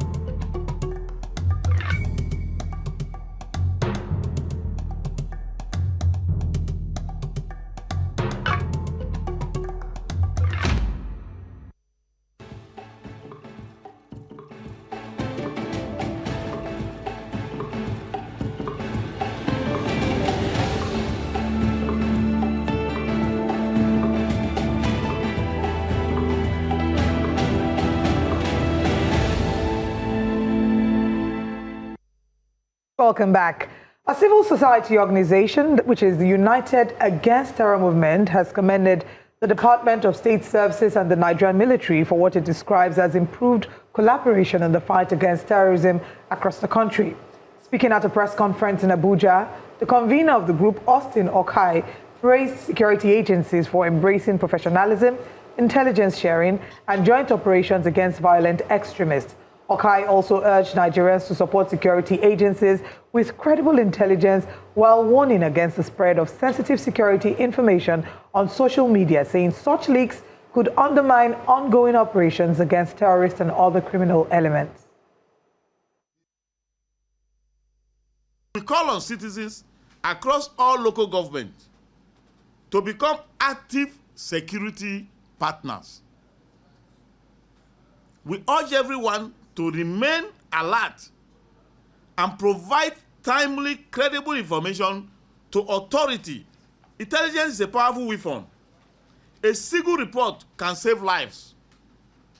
By fostering trust between citizens and security agencies, we can deny terrorists the secrecy they exploit. The fuel that energizes the power of insecurity is information. Once information is hoarded from them, they become weak. Once information is hoarded from our security so also becomes very weak. So I mean, this civil society organization is commending the government over improved collaboration between DSS and the military. It should be a no-brainer. All arms of government and services should work towards one aim, that is securing the territorial integrity of Nigeria and, of course, getting rid of bandits, terrorists, and all the criminal elements that are operating in the government. So it's a great one. We've seen collaboration work in different security spheres, depending on the threat level. For example, we've seen improved oil outputs as a result of cooperation between private security outfits and the Nigerian Navy and NYSC. So it will be nice. I mean, it's a nice thing that the CSOs are seeing what the DSS is doing in terms of intelligence-driven operations, and also giving that intelligence to the military in order to combat the terrorists and this and nip insecurity in the bud. So I would say it's a step in the right direction. It is a step in the right direction. At the end of the day, beyond the collaborations are great. What we do want to see is an improved state of security in our country. Results. Where exactly we want results. It's just like, this is not maths. It's in maths that they say they want to see your process and want to see the breakdown before you get to the answer. We're at the stage where we just want to see the answer. Yeah, but these are some of the processes, because Rome wasn't built in a day, and we're making steps, and we're also learning from our mistakes in the past as to how to foster more collaboration to get more effective results. All right, we have another story, Joe. Well, let's take this one very quickly. In Lagos, let's tell you the residents of Ajah in the Lekki corridor woke up to flooded streets and submerged homes after overnight rainfall swept through the area. Now, this is a nightmare the community faces every year during the rainy season. Let's also tell you that our reporter Israel Ferrable found in this report. Take a look. Struggle as floods submerged roads, inundated homes, and disrupted movement. The flooding came a day after the visit of Commissioner for Environment and Water Resources Tokunbo Wahab, who blamed blocked drainage channels from family construction for preventing storm water from reaching the lagoon. We've done the infrastructure on that axis for 2 years. We had to cut out the road and put the infrastructure around the Chevron Drive to the downstream to the lagoon. We got there today, we found out one of the landowning family had blocked the outlets into the lagoon, and you saw it yourself. And we've said we are going to open it immediately, because without opening it, the water will not leave the city, it will not leave Ajah, Agoge axis into the lagoon. And I'm calling them out. The family blocked the outlets, and they can't be above the law. Residents say the flooding has become a painful routine. I've actually been here since 10 a.m. I'm supposed to resume work at 10. But because of this flood, I've been here. So I cannot go to work, and this is almost 1 a.m. And the people here say they have no idea when this water will recede. They say they have to resort to some communal efforts with buckets and men who will bail this water out of this place into the streets. Well, it seems like the bailing has already started. All the way down through this corridor in the house, it's all covered with water. Among those affected is a junior secondary school student, Oluwademilade Shokoya, who says the flood has disrupted her school life. My teacher called and I said, no, I cannot come. I have some notes to write. I cannot go to school now. My homework, I don't know how to do it. Also, my book is in school. There's no how I would take my book from school. Residents are urging the government to act quickly before more damage is done. All this area is that anytime rain falls, we always scatter things for us. The rain has spoiled many things for me here, but at least we never give up. We are just praying, begging government to just help us do one or two things to hit. They paralyze every system. Every activity is paralyzed here. We are appealing to our leader. Please help us. Help us for this community. For residents of Ajah, every rainfall now brings fear, uncertainty, and fresh losses. So I'm standing in the premises of a resident here in the Ajah Agungi area of Lagos State. Not on the road, but this is flooded.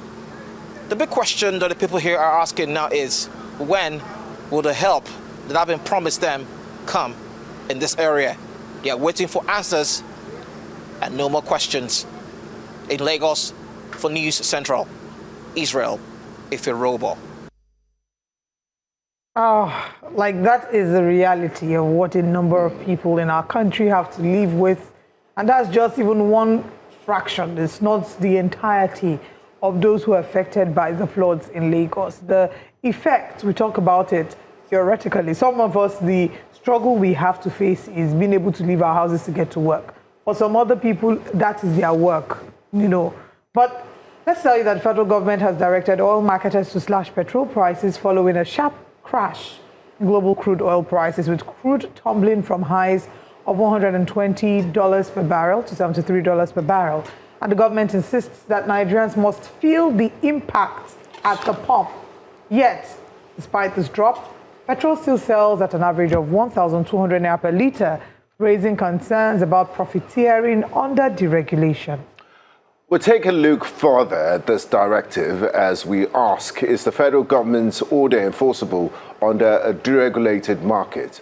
Why are marketers slow to adjust prices downwards when they are quick to raise them during the surge?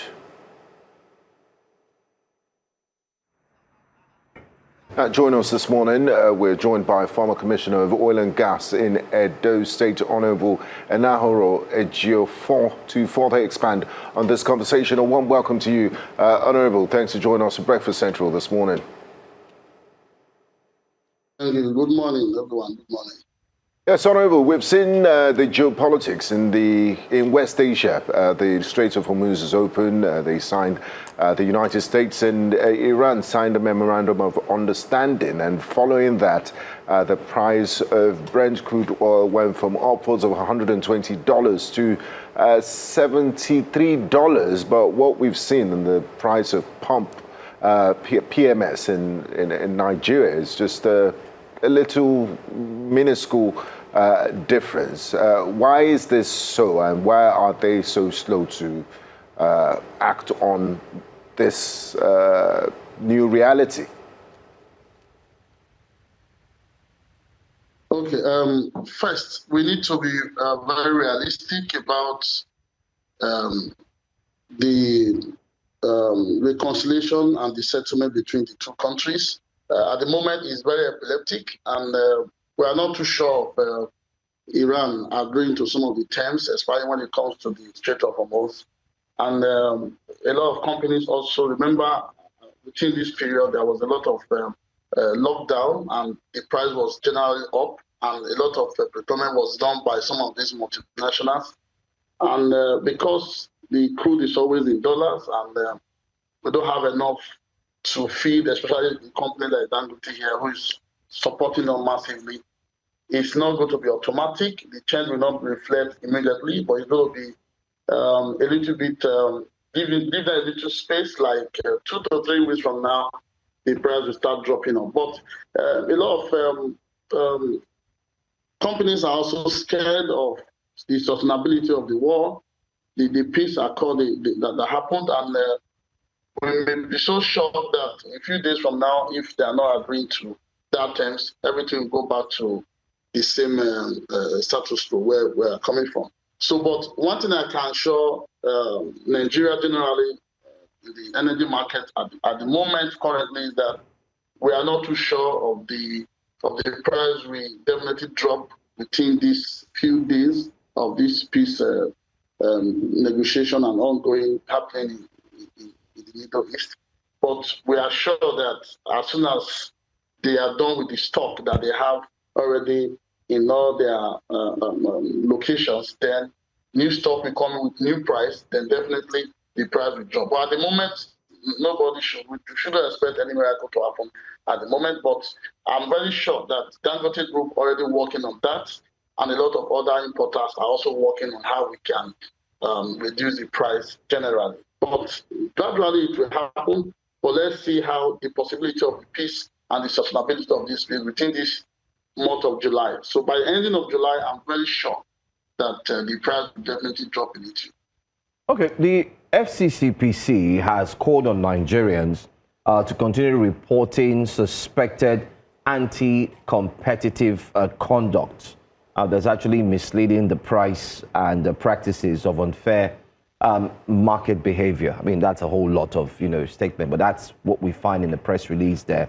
Because they mentioned that the PMS is sold at an average of 1,200, whereas local refineries have actually fixed it for 1,025 naira and 1,075 naira. So if you have it from the local refineries going for 1,025 naira, 1,250, isn't that too much for Nigerians to continue to purchase or buy, rather, a fuel? Don't you think it should come down? Even if it comes down, at least what should be the correct price? As I said before, remember that the old stock are still there in all the locations, and some of them are going off gradually, and new stock orders have been sent ahead for Dangote and other areas where we are sourcing products from generally. But if you go towards, if you try to put together some of these companies like the MRS and NICO and the rest, and even the NNPCs, they're also trying to regulate the price. Listen, it's nobody's fault, actually. It's not our fault as Nigeria. It's not the fault of the refineries, neither the fault of those who are giving out the product. But it's the general crisis. So we just need to be patient a little. I'm not fully in support of reporting at the moment, but there are some cases that are very, very, very, you say, sorry, Honorable, you say it's a general... Above 1,500, above Sorry, Honorable, you say it's a general... Sorry, you say it's a general crisis.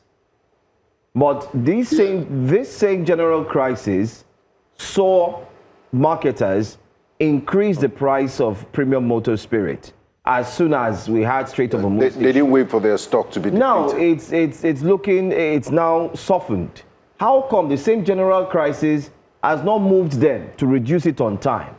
So are we doing this as Nigerians? Let's quickly just make more money. Should we call it a spade, or is it we should still be patient with them?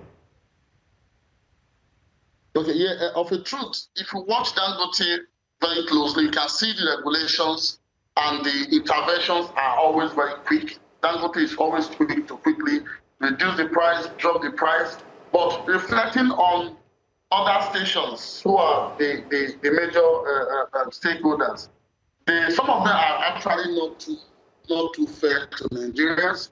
because they always want to take advantage of the situation. But if you also work carefully, you see that some of them are also quick to also reduce the price. But we can't just classify everybody together. At the moment, we are waiting for another batch of supply, which will happen between the first week of July to second week of July. By the end of first week and second week of July, if the price, the international price for crude is still sustainable and the marketers here are not actually doing justice to the price, then we can now react. But at the moment, I think the 2 weeks or 3 weeks of this peace accord that dropped the crude price should not be a platform for us to start attacking the marketer directly. But let's just give them 2 weeks from now, which most of their so my question, just to push back on what you had said earlier, because you said typically we see that a number of them are quick, but that's not the reality that Nigerians have spoken about. Even the moment you hear you are at the filling station on the queue, you will see the price changing. You know, so it's like the marketers are increasing, the pump, the petrol station is increasing at the same time. Yeah. But we don't see that speed again, the urgency to reduce. So what would you say is a practical time frame for us to expect a reduction? And what should be typically a practical time frame to effect an increment?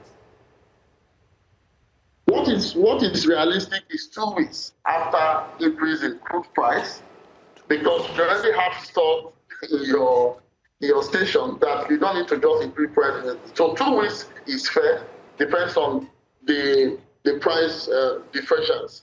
But when price also drop, then 2 weeks is also fair for marketers to also reduce the price immediately. So 2 weeks after price has gone up, marketers should be patient enough to give to Nigerians, you know, a fair price, and also be fair enough to reduce price 2 weeks after. Because we assume that if you, for example, you have maybe about 33,000 liters in your tank, in 2 weeks, at least 50% must have gone because of the demand. So definitely, we expect 2 weeks interval when price goes up, 2 weeks interval when price drops. Now, Honourable, let's speak on this hypothetical situation. And it's sad that it's a hypothetical situation because it's a result of the dysfunctionality in our country. The hypothetical situation that I'm saying is now that the oil and gas sector has been deregulated, if our refineries, which should ideally be working, if they were working, would Nigerians be in this situation? Would they still be at the mercy of marketers and, you know, waiting for 2 weeks to change the price? Or would they be in a Dangote type situation where, you know, they can just snap their fingers and there's an immediate reflection of global crude oil prices in the pump price if our refineries were working today?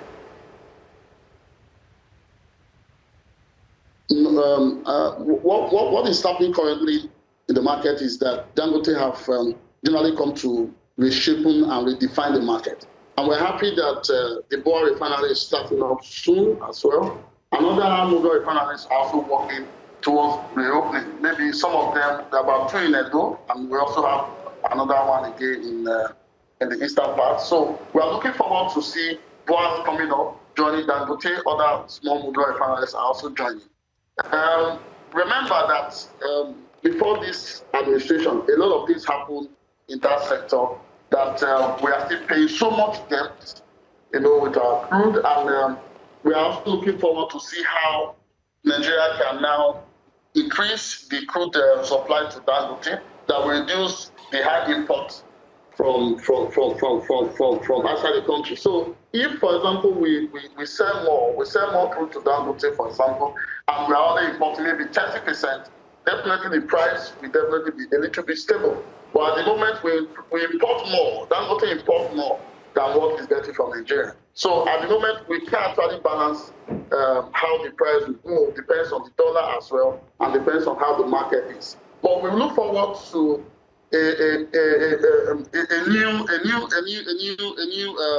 a new standard that will come up after this Boa come up. Another Mobil refinery are also set up, and we're also looking forward to see how Dangote can also do more on helping Nigerians to balance some of these quick price going up and reflecting on the local market. So, but what I can say at the moment is that we are having a new phase.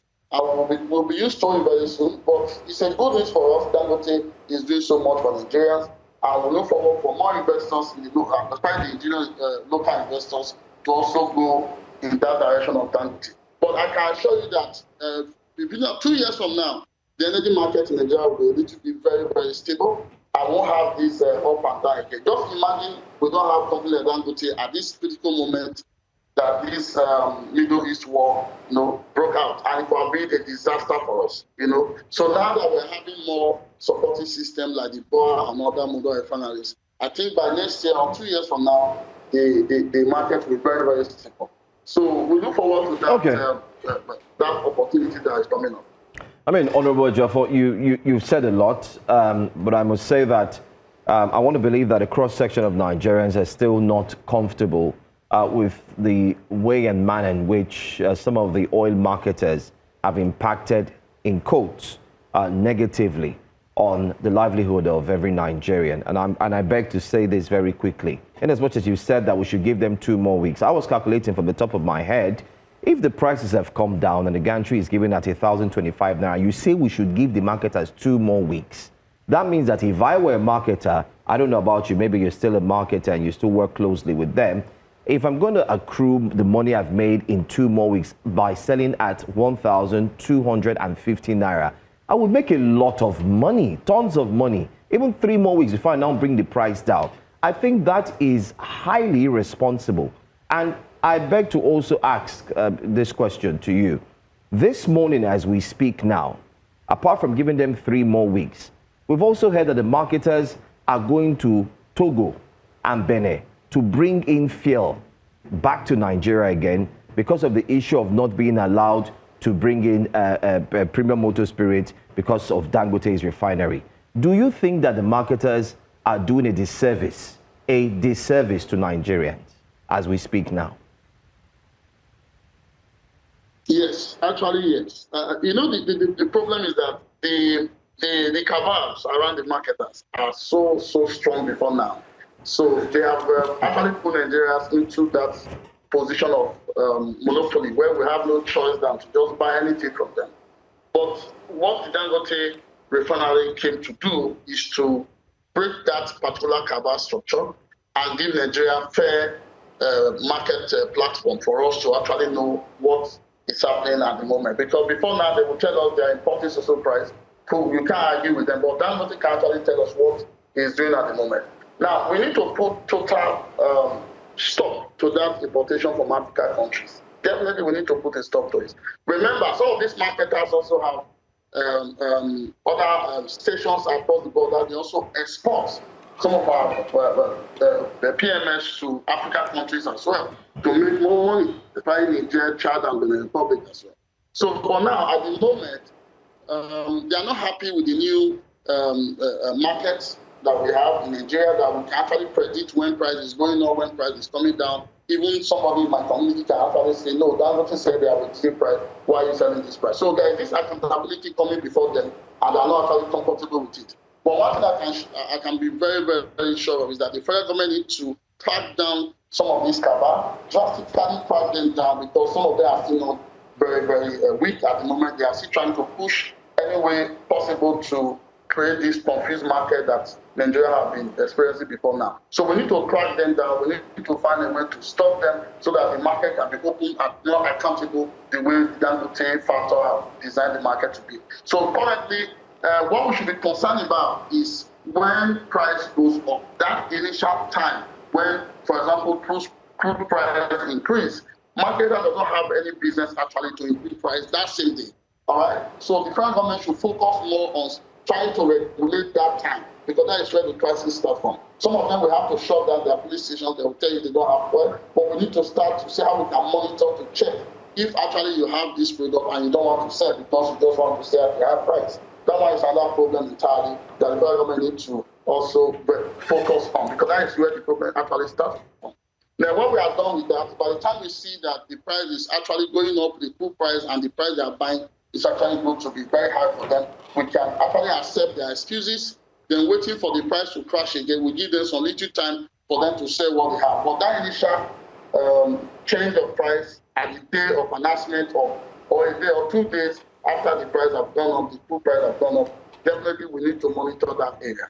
But for going to African countries now to see how through the back door they can bring in products, the federal government, the customs, the immigration officers should put everything in check to make sure that we stop these guys from not bringing these products into Nigeria economy. So I believe that that should be the work of the federal government to do. It's not going to help us as a people. It's not going to support the system. It's going to drastically change the entire factor that we're already enjoying at the moment through the Dangote part. I want to say thank you so much for joining us, former Commissioner Oil and Gas, Edo State, Honorable Ajah, for speaking with us this morning. We do hope that the federal government would rein in on the corporates, the marketers who have continued to put Nigerians in this very dirty state. Yeah, sure. Thank you so much for joining us, and thanks for sharing. Thank you. Thank you. Thank you, everyone. Thank you, Nigeria. Thank you. All right. Well, let's move on now to our next story very quickly. Let's tell you that the committee set up by Plateau State Governor Caleb Mutfwang to investigate the recent wave of violent attacks has presented its report outlining recommendations aimed at tackling the state's recurring security challenges. That's not all. Let's also tell you that the committee chaired by former Governor Joshua Darie was constituted following President Bola Ahmed Tinubu's meeting with Governor Mutfwang and other key stakeholders to chart a path towards lasting peace in Plateau State. Its mandate includes harmonizing concerns raised during the presidential engagement and developing a comprehensive framework to address the persistent security breaches.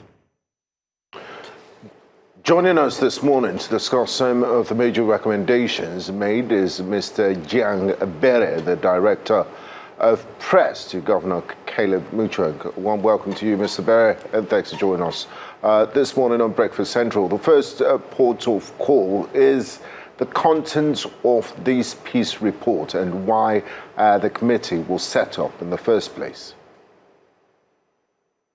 Dear brothers in the studio, thank you, Nigerians, for giving us this great opportunity to speak to you this morning. I'm delighted to be here with you, and one thing you must take away from this conversation is the determination of His Excellency, the Executive Governor of Plateau State, Barrister Caleb Manasseh Mutfwang, to restore lasting peace on the plateau. Right from day one that he took over the mountain of leadership, he has put in place a strategic framework to ensure that the people of Plateau State live together, that peace and harmony is duly restored to Plateau State. Talking about the committee report that was submitted yesterday by the former governor, His Excellency Senator Joshua Darie, this committee was reconstituted as a result of the visit of the Plateau contingent led by His Excellency Barrister Caleb Manasseh Mutfwang to visit the president concerning issues of violent attacks on the plateau. And when the governor came back, there was a mandate that the committee of those who visited the president should be expanded. And so because of a misconception of some of the issues that were raised there, the governor decided to make the work easier for the people of Plateau State, that a committee should be put together under the leadership of the former governor to harmonize the issues that were raised during a conversation with the president and develop a framework that will make it more easier for the people to conceptualize truly what was discussed, for a framework to be put in place for easy implementation of the issues. And that was why the governor set up that committee, and the committee sat for almost 2 to 3 weeks. They came up with a recommendation which was submitted yesterday. And I can tell you that the committee scope was expanded over some of the commission of inquiries that were set up in Plateau State over some years. And implementation of the committee, the recommendations were not made. And so this committee also went through some of those recommendations of the judicial committee, judicial panel of inquiries over the issues that have happened in Jos for quite some decades. And the committees span up to about 6 to 7 committees. We have the Luka NA4 Commission of 1991, Justice Aribiton February Sima of 1994, Justice Suleiman Galadima of 2001, and then we have Emmanuel Abisoye Committee, Presidential Committee of 2009, Justice Nikki Tubi Commission of Inquiry of 2001/2002. Then we have the Justice Bola Ajibola Commission of 2008. Then we have Solomon D. Lard and Ambassador Yaya Kwande panel of 2010. The recommendations of these panels were all put together for a holistic review or implementation. I also know very well that the governor has also expanded the committee, the number of individuals who visited the president, because not all people in Plateau State had the opportunity, to visit the president, but we believe that they also will have a great input into what will bring lasting peace on the plateau. The governor is going to expand the committee. They will start on these recommendations and talk as a people of Plateau State and find out the lasting solution to the issues that have been developed. And so we know that there has been a lot of recommendations by judicial panels of inquiries in the past that were not judiciously implemented. All these recommendations are going to be put on the table for this committee to sit on it once and for all, and by the special grace of God, we will have the kind of peace that we so desire on the plateau. Okay, let's talk about the partnership with China. The government of Plateau State has partnered with China to develop agricultural infrastructure. Speak to us about what the agreements and expectations of this partnership are. Well, the governor of Plateau State has so many partnerships with different individuals. And one thing that I can also let you to know is that recently the governor launched an agro livestock scheme here on the plateau to build a 500 capacity livestock abattoir where 500 cows can be slaughtered, for export of beef and other things that we are doing here on the plateau. And so I believe that the agro-processing zone that the governor secured from the governor secured is going to help boost. It's part of the partnership that the governor secured with China, and is going to expand the scope of agriculture in Plateau State. We know that agri is one of the economic drivers of the administration of Governor Caleb Manasseh Mutfwang. And then we are talking about how we can develop our livestock scheme, how we can develop even tourism, how we can develop even some infrastructures. We know China has a very vast knowledge of infrastructural development. We are looking forward to how we can all put all those things together and see how China can come in and assist us in terms of developing our road infrastructure, developing our tourism site. We are working with also UMDP to develop a tourism master plan for Plateau people, and we are beginning to see this coming into friction. And with the rehabilitation of the Jos Wildlife Park, the ongoing rehabilitation of the Solomon Lard Amusement Park, we have so many tourism sites that this administration of His Excellency Barrister Caleb Manasseh Mutfwang has been able to resuscitate and ensure that the plateau continue to merit its acronyms of home, of peace, and tourism. So the development or the partnership with China is going to help us in diverse sector of the economy. We are talking about livestock development. They are coming in to see how they can develop our livestock scheme here on the plateau through the agro-processing zone that the governor secured and is ongoing in Haipan close to the airport, which we are trusting God that the airport is going to also be upgraded into an international cargo airport here in the state. We are talking about the tourism, like I said earlier. The China is also coming to help us in terms of developing our tourism sector here on the plateau. We know that Plateau State cannot be taken away from the kind of tourism that we have developed. And we have so many tourism sites that are lying without making good use of. And so we are inviting investors And China is one of the people we believe that we can all put our heads together and develop that aspect. Then we are also talking about infrastructure. Road infrastructure is very, very key. It's one of the discussion that we are talking with China. We know they are giant strike in terms of partnership with Nigeria as a nation. And so we are trusting God that we will be able to harness and take advantage of this partnership, to develop Plateau State in that regard. So irrespective of whatever is happening in Plateau State, the governor of Plateau State, His Excellency Barrister Caleb Manasseh Mutfwang, is wooing a lot of investors. He has developed the working mechanism that has restored confidence in Plateau State, that has restored hope on people down to Plateau State, and so we are having several individuals coming to Plateau State to indicate interest. Mr. Berry.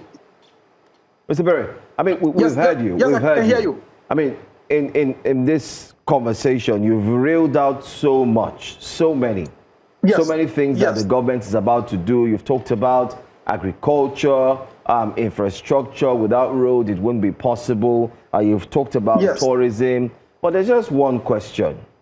What about insecurity? Because if you're saying you're calling for investors, the plateau, the last time we checked, is facing high crises or incidences of insecurity. And the people in the plateau are also calling on the same government to act and protect their lives, their food crops, their farming, and name it. So has the governor, I'm coming, sir, has the governor solved the issue of insecurity first? If yes, can you share with us how that has been done? Yes, let me inform you that security of lives and property is at the heart of the administration of His Excellency Barrister Caleb Manasseh Mutfwang. From day one when he took over office, security was at the top of his agenda. And the first thing he did, the first ceremonial activity he performed was to reconvene the State Security Council meeting, which for long was not done. And so the first thing he did was to reconvene to, address himself with the security issues in Plateau State, not as if he was not aware of it, but to get an insight into what was going on.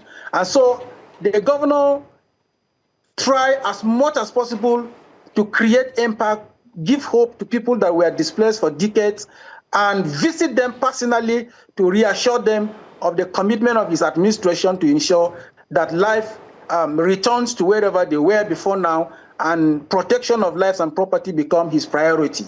And so what he did first was to resuscitate the state-owned security outfit, which is called Operation Rainbow. That Operation Rainbow was commissioned by the former governor, His Excellency John Adevijang, but for whatever reason, it wasn't taken that serious after he left office. But when this governor came on board, he understood the importance of security to his own people. And then he resuscitated that Operation Rainbow, equipped it, did a lot of community harnessing, brought people on ground, and he was able to recruit some manpower from across the communities, particularly places where this crisis, violent attacks, has persisted. And so they are also helping the conventional securities with intelligence gathering. That is one. Secondly, the governor tried to understand that these days we need to go through, take the route of technology. And what he did was to introduce technology in terms of surveillance. The governor procured drones. Today we have what we call Plateau Activity Center, and the Plateau Activity Center is housing our drones and other technological equipment that has to do with security. As we speak in rural communities, we have in one way or the other places that we have a flashpoint. We have drones along those areas that fly and then give us a lot of information about what needs to be done. One thing I can tell you that we are not here, we are not there yet, but I can tell you that we are not. We have been able to put in so much to ensure that we secure the lives and property of our own people. One thing you need to also know is that there are a lot of things that would have happened that nobody knows about them.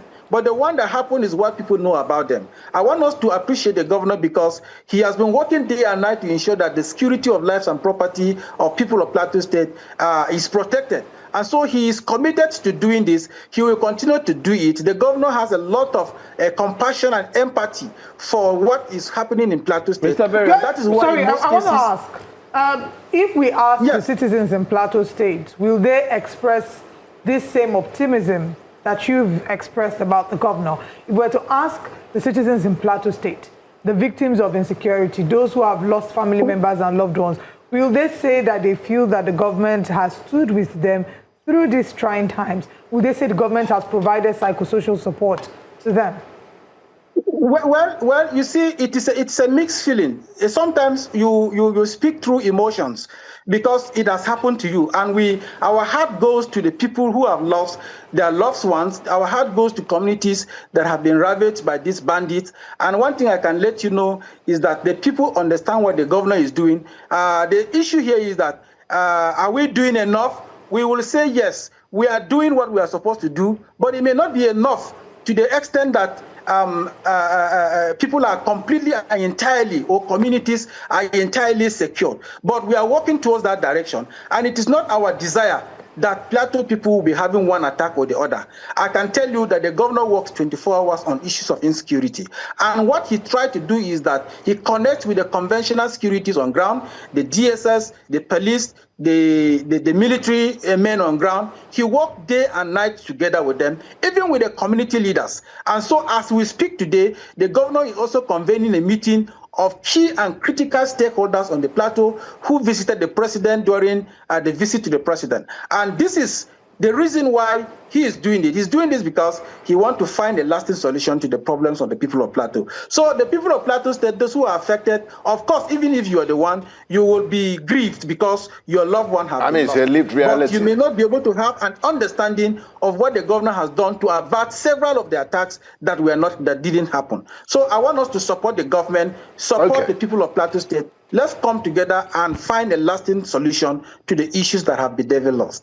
Now, before we wrap things up, I want us to go back to this peace report that was submitted by former Governor Joshua Darie to Governor Caleb Mutre. Just less than 2 weeks ago, there was an attack in Bokos, and like you've said, my colleague highlighted that, you know, all these fantastic initiatives, partnership with China, all of them would mean nothing if the people don't have any sense of security.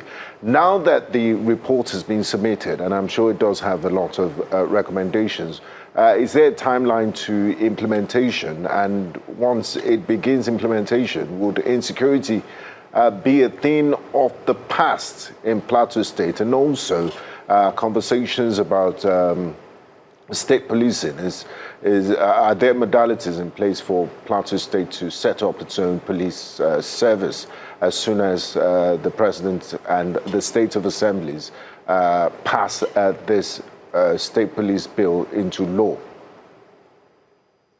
Yes, for the committee report that was received yesterday, I can assure you that the governor of Plateau State has the willpower to ensure that the recommendations are implemented. Thank God that all shades of opinions are captured into that committee. An agreement is going to be met between those critical stakeholders on how the implementation will begin. And like I told you earlier on, today, this committee is going to meet today by the special grace of God with the governor, and then the implementation by the special grace of God will begin as quick as possible for us to secure lives and property in Plateau State. Secondly, you talk about state police. Hello? State police, plans for the establishment you talk of state about police. State police. Yes. The governor of Plateau State, I can tell you categorically, is an ardent supporter of state police. He has said this countless times before the bill was passed at the National Assembly. And before the bill was even passed at the National Assembly, the governor has swung into action and constituted a committee headed by former DIG, Joshua Kishak. And he is the one who is driving the framework of the establishment of state police in Plateau State. So before the bill was passed, the governor of Plateau State was ready waiting for this moment. And as we speak, the committee is working, and as soon as possible, the committee will submit its report advising the state government on how it can go about the establishment of state police in Plateau State. By the special grace of God, this is one thing that the people of Plateau State have been waiting for. I remember the former governor of Plateau State, His Excellency John David Jang, during his tenure between 2007 and 2015, he had worked tirelessly. In fact, he was like a lone voice calling for establishment of state police. But by the special grace of God, this has been done. The State Assembly in Plateau State, I can tell you, I don't speak for them, but I know they also understand the feeling and the pulse of the people of Plateau State.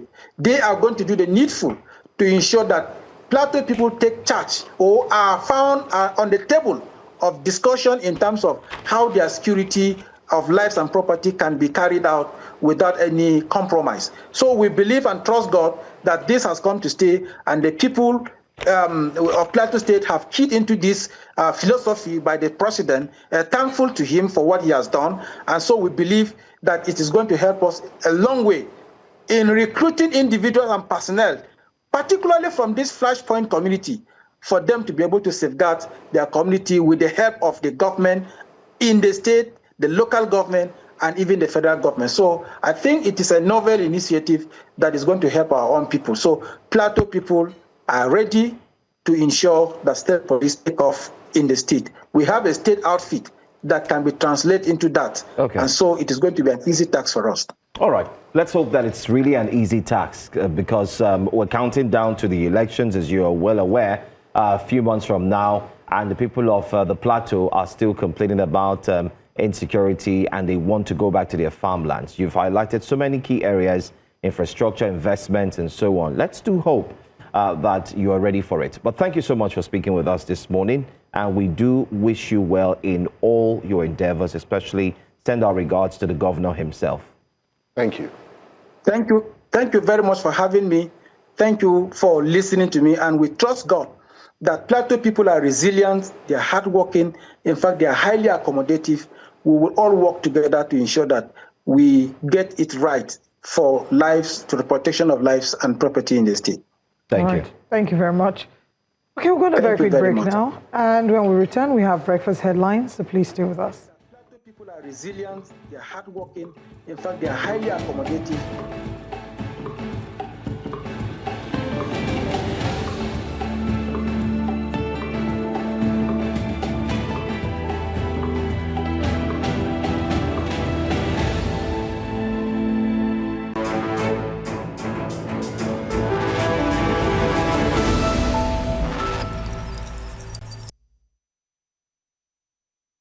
Thanks for staying with us here on Breakfast Central. Let's take a look at some of the major stories making the headlines on Breakfast Headlines.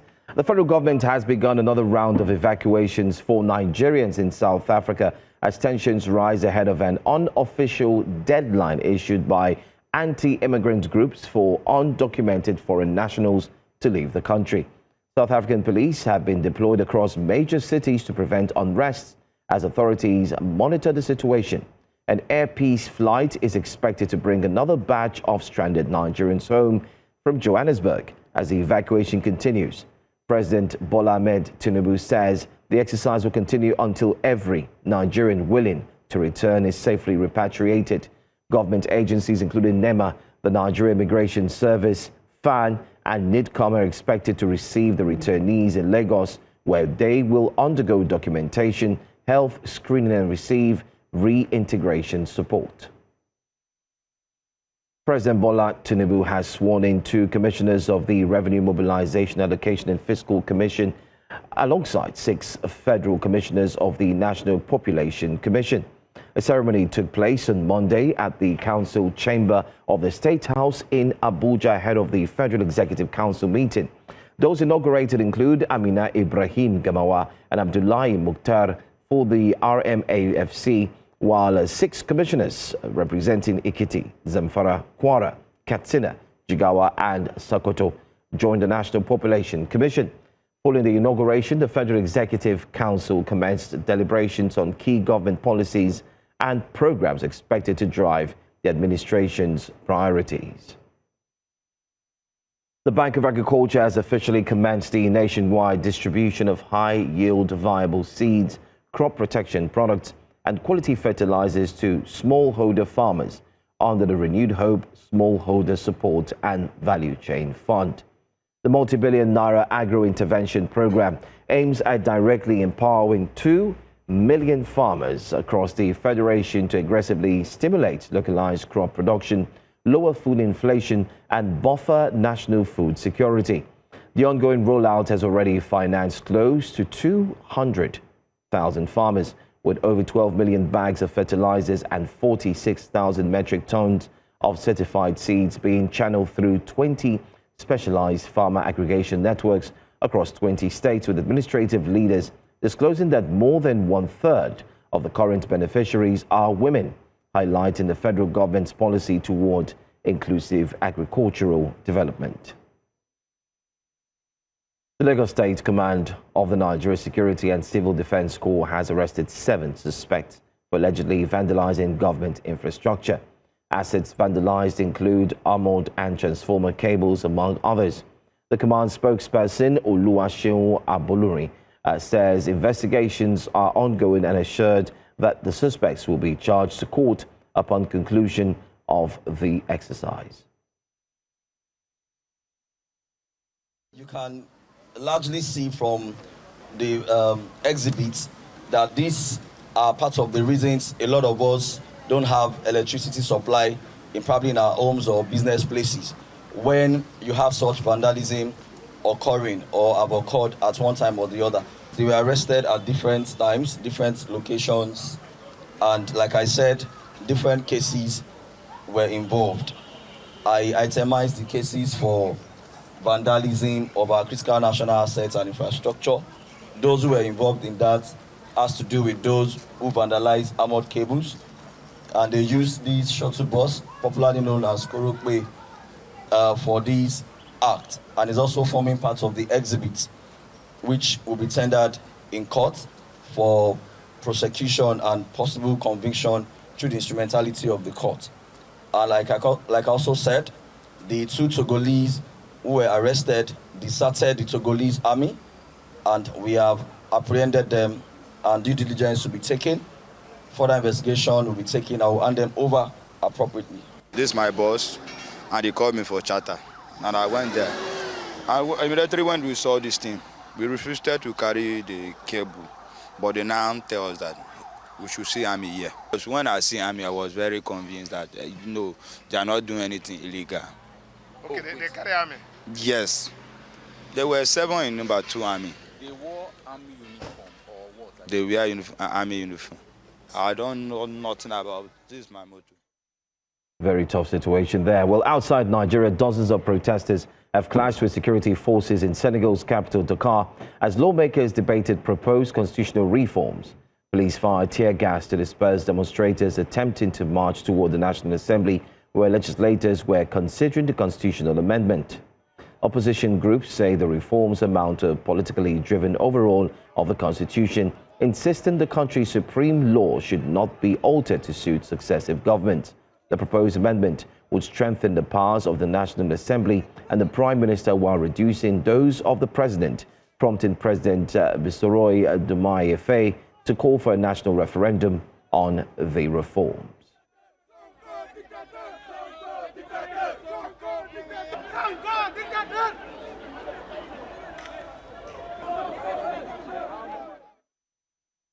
A suspected parcel bomb has injured 3 people, including Ukrainian businessman Vadim Yermolaev, in a rare explosion in the Principality of Monaco. Witnesses described scenes of panic as the explosion ripped through the lobby of a residential building near the French border, leaving 3 people injured, including 2 elderly victims.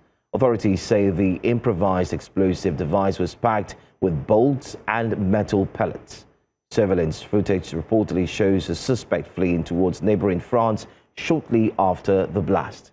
Prince Albert II condemned the attack as a heinous crime, while investigators continue efforts to identify the suspect and establish the motive behind what is believed to be Monaco's first recorded parcel bomb attack.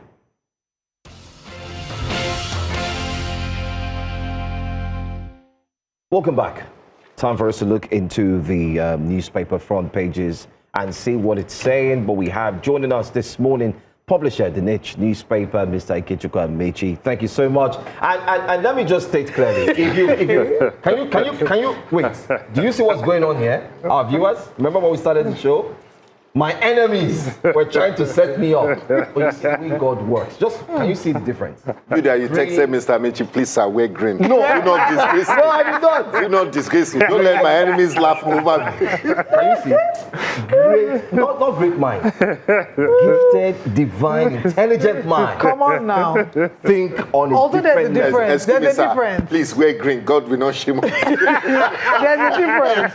My purple and Gbenga's purple is the exact same shade, royal purple. Yeah. Yours is NYSC green. Mr. Amechi's on his green pasture. He leaves me beside the green pasture. It's okay. It's green. Mr. Amechi, God bless you. Thank you so leave him much, back. All right. Well, Mr. Amechi, today's date is the 30th of June. Whilst we are here kicking, some of our citizens, our brothers and sisters in South Africa, have been asked to go back, and they've been given today as the deadline to go back. There was actually violence. Yeah, it's unfortunate. Violence that Nigerian lost his life. Big Joe. That was his name. Yeah. Very terrible sins. But before we wrap up the newspaper, just to mention that we're going to head to South Africa. We have our correspondent, Bongani Siziba, who's on standby to bring us report of what the current reality is like in South Africa regarding the June 30th deadline. We've been seeing the reactions, Mr. Amechi. Maybe we should start by having you react to that, because we've seen them on social media. Whenever we talk about it, they'll reply, TikTok, June 30th is around the corner. Even someone who said if South Africa leaves the World Cup, we'll shorten the date. June 30th will be too far. But they've left the World Cup. Well, that was before they left the World Cup. They tried to stay in another man's country up until the 30th, when they are now allowing people to stay in their own country. I wonder what Mr. Ajah has to say about that. What is going on in South Africa? I think we've discussed it here. It's sad. South Africans are committing a crime against fellow blacks. And like somebody, I think it is the Minister of Foreign Affairs who actually called it what it is. She said it is not xenophobia, it is Afrophobia. Because these guys are not attacking the whites in their country. Who are the people who actually kept them where they are? Mm-hmm. They are instead attacking fellow Africans. This argument that if you are an illegal immigrant, if you are an undocumented immigrant in a country, that you ought to leave. Even if we say yes, the point is that it must be done legally. When you allow talks to take over, because what is going on in South Africa is pure vigilantism. It is as sad as that. And the government, I must say, the government of Cyril Ramaphosa is complicit. There's no way the South African government can exonerate themselves from the madness that is going on in South Africa. How can you allow your citizens to take the laws into their hands and kill, maim, and loot the property of other people in your country? If they are undocumented, is there no legal way of repatriating them to their countries? Now, even countries have taken it upon themselves to go and evacuate their nationals. You are still hunting them down like animals in the streets of Durban, in the streets of Johannesburg. Look, I think it is high time other African countries reciprocated in the language like our former president, Muhammad Buhari, would say, in the language they will understand. Because this thing is getting out of hand. And Olive, now don't forget, this thing did not start today. No, it didn't. Yeah. It didn't start today. Yeah. So it has been coming in waves. And it's not going to stop. South Africans are lazy. They are lazy. These are people. And you know, it is making a lot of people regret what they did for the liberation of that country. Perhaps it would have been better to leave them under apartheid, because they are behaving like animals. These are lazy people. I've been to South Africa. I know how those guys operate. How do you stay in your country? What job do you do in your country? Are you not ashamed that people from outside will come and take over? Whatever, assuming it is true. How did they take over? They saw opportunities. Did they loot your businesses? Did they come to your ministries to take over the jobs that you are qualified for? If you are in your country and you have refused to develop yourself, even the shops that they are looting. Somebody told me a story the other day. One of them who, of course, they chased out a Nigerian and took over the shop. 2 weeks, 3 weeks down the road, they have simply spent whatever. They have looted the shop, and there's nothing to show for it. When the guy was asked, he said that he's waiting for the government to come and restock. Can you imagine? I mean, this is reminiscent of when Idi Amin chased out the Asians in the 70s, and they will suffer for what they are doing.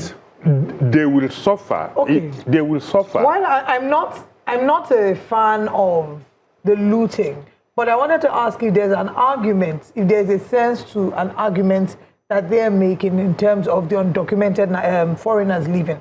But I'll come back to that. We have our correspondent in South Africa, Bongani Siziba, who's bringing us updates regarding the deadline given to Africans to exit South Africa by the 30th of June. Bongani, please give us an update. What's the current reality like? What's the situation there, and where are you? Olive, hello, how are you? And also our viewers at home. I am at Bears Nodia in Johannesburg, where the protest is going to begin here. And a few minutes ago, we saw the protesters just singing around here. And they've marched to the other side where they are saying they are going to go and gather and also collect other protesters so that they come back to this place. And then they march around in the CBD, that is Johannesburg, and their grievances is about foreign nationals in South Africa, especially those that are illegal. But let me just try to speak to some organizers that are here, just to speak to them about this protest here. Good morning, Baba Unjani. Just take us through about this protest, what is going on, why are we seeing this protest? The protest is all about the dissatisfaction of our nation. Our people are very much dissatisfied, and we as the clergy, we are also affected. That is why you see me here as Archbishop Dr. Eldin Khadima, the leader of the movement called MKIRM. I'm a national deputy chair in that movement. So we are here in order to make sure that things are going according to the plan. We hear and understand the plight of our nation. Our nation is crying because there is so many things that are happening in our communities.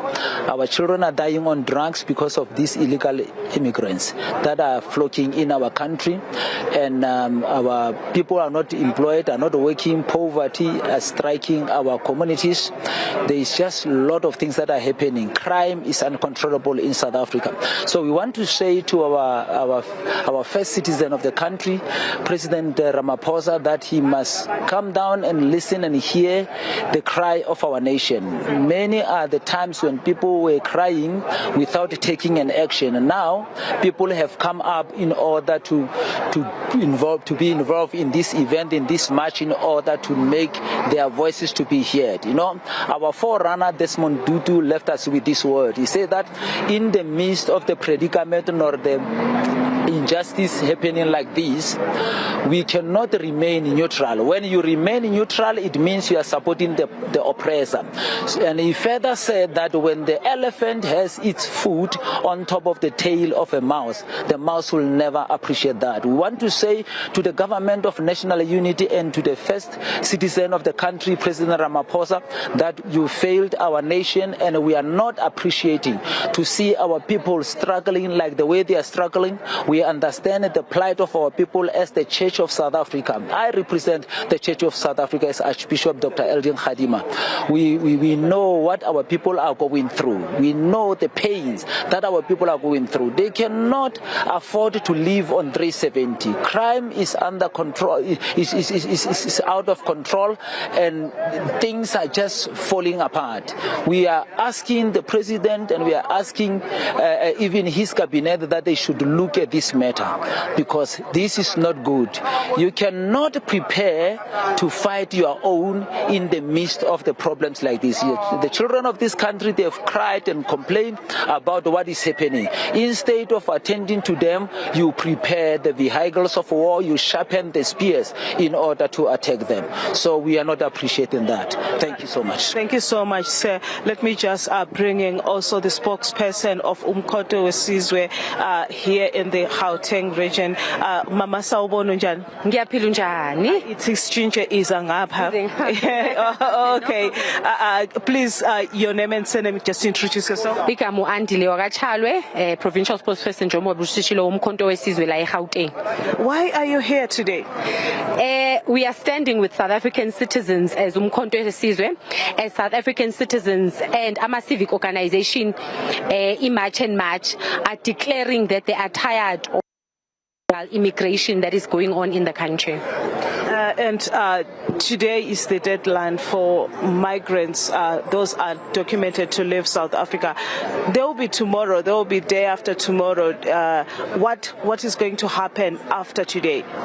You know, what we really expected of the countries that have illegal immigrants in our country was for those countries to stand up and bring enough resources and transport on this deadline to transport their people. They have tried, but they have not done enough. So we are going to continue protesting. We are going to continue advocating for law to take its course in South Africa.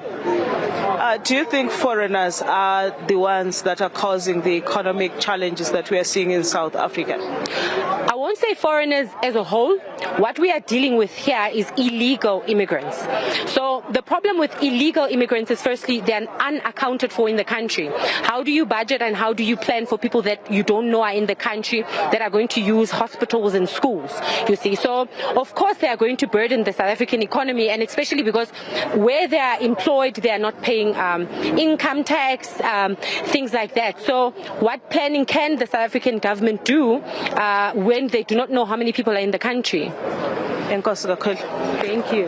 Those are some of the members of the Umkhonto weSizwe, and also we saw some from the churches all united because of the illegal immigrants in South Africa. And today is the deadline that has been set for all illegal immigrants to leave South Africa. So this is one of the protests that are happening nationwide. They are gathering with one voice saying that illegal immigrants migration, the government of South Africa should look into it. But we also know that President Cyril Ramaphosa has also come out strongly against the violence that we have been seeing, and also saying that he will not tolerate any violence that will happen during these protests. So we'll continue monitoring these protests and all the protests that are happening nationwide, Olive. Gani, we don't know if you have information for us regarding the alleged killing of a Nigerian called Big Joe. Do you have details on that yet? Not at the moment, Olive. I'll get more information and have you reconnect with us in further bulletins. Thank you for your time with us, Bongani. Let's now come back to the studio and have the conversation. Mr. Amechi, I wanted to ask, before we went on that, if there's a logic to the argument that if South Africa is pushing for, and this is not in any way to excuse the violence, the raiding, the lootings and the attacks that have been perpetrated.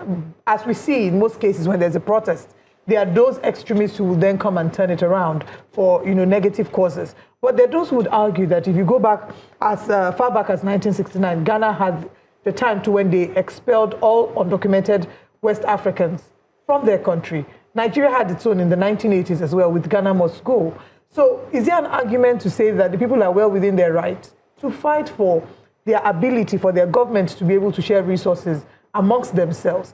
After all, we hear America, make America great again. We're starting to see more countries looking within and prioritizing their citizens first. Reform Party in the UK. I said that earlier.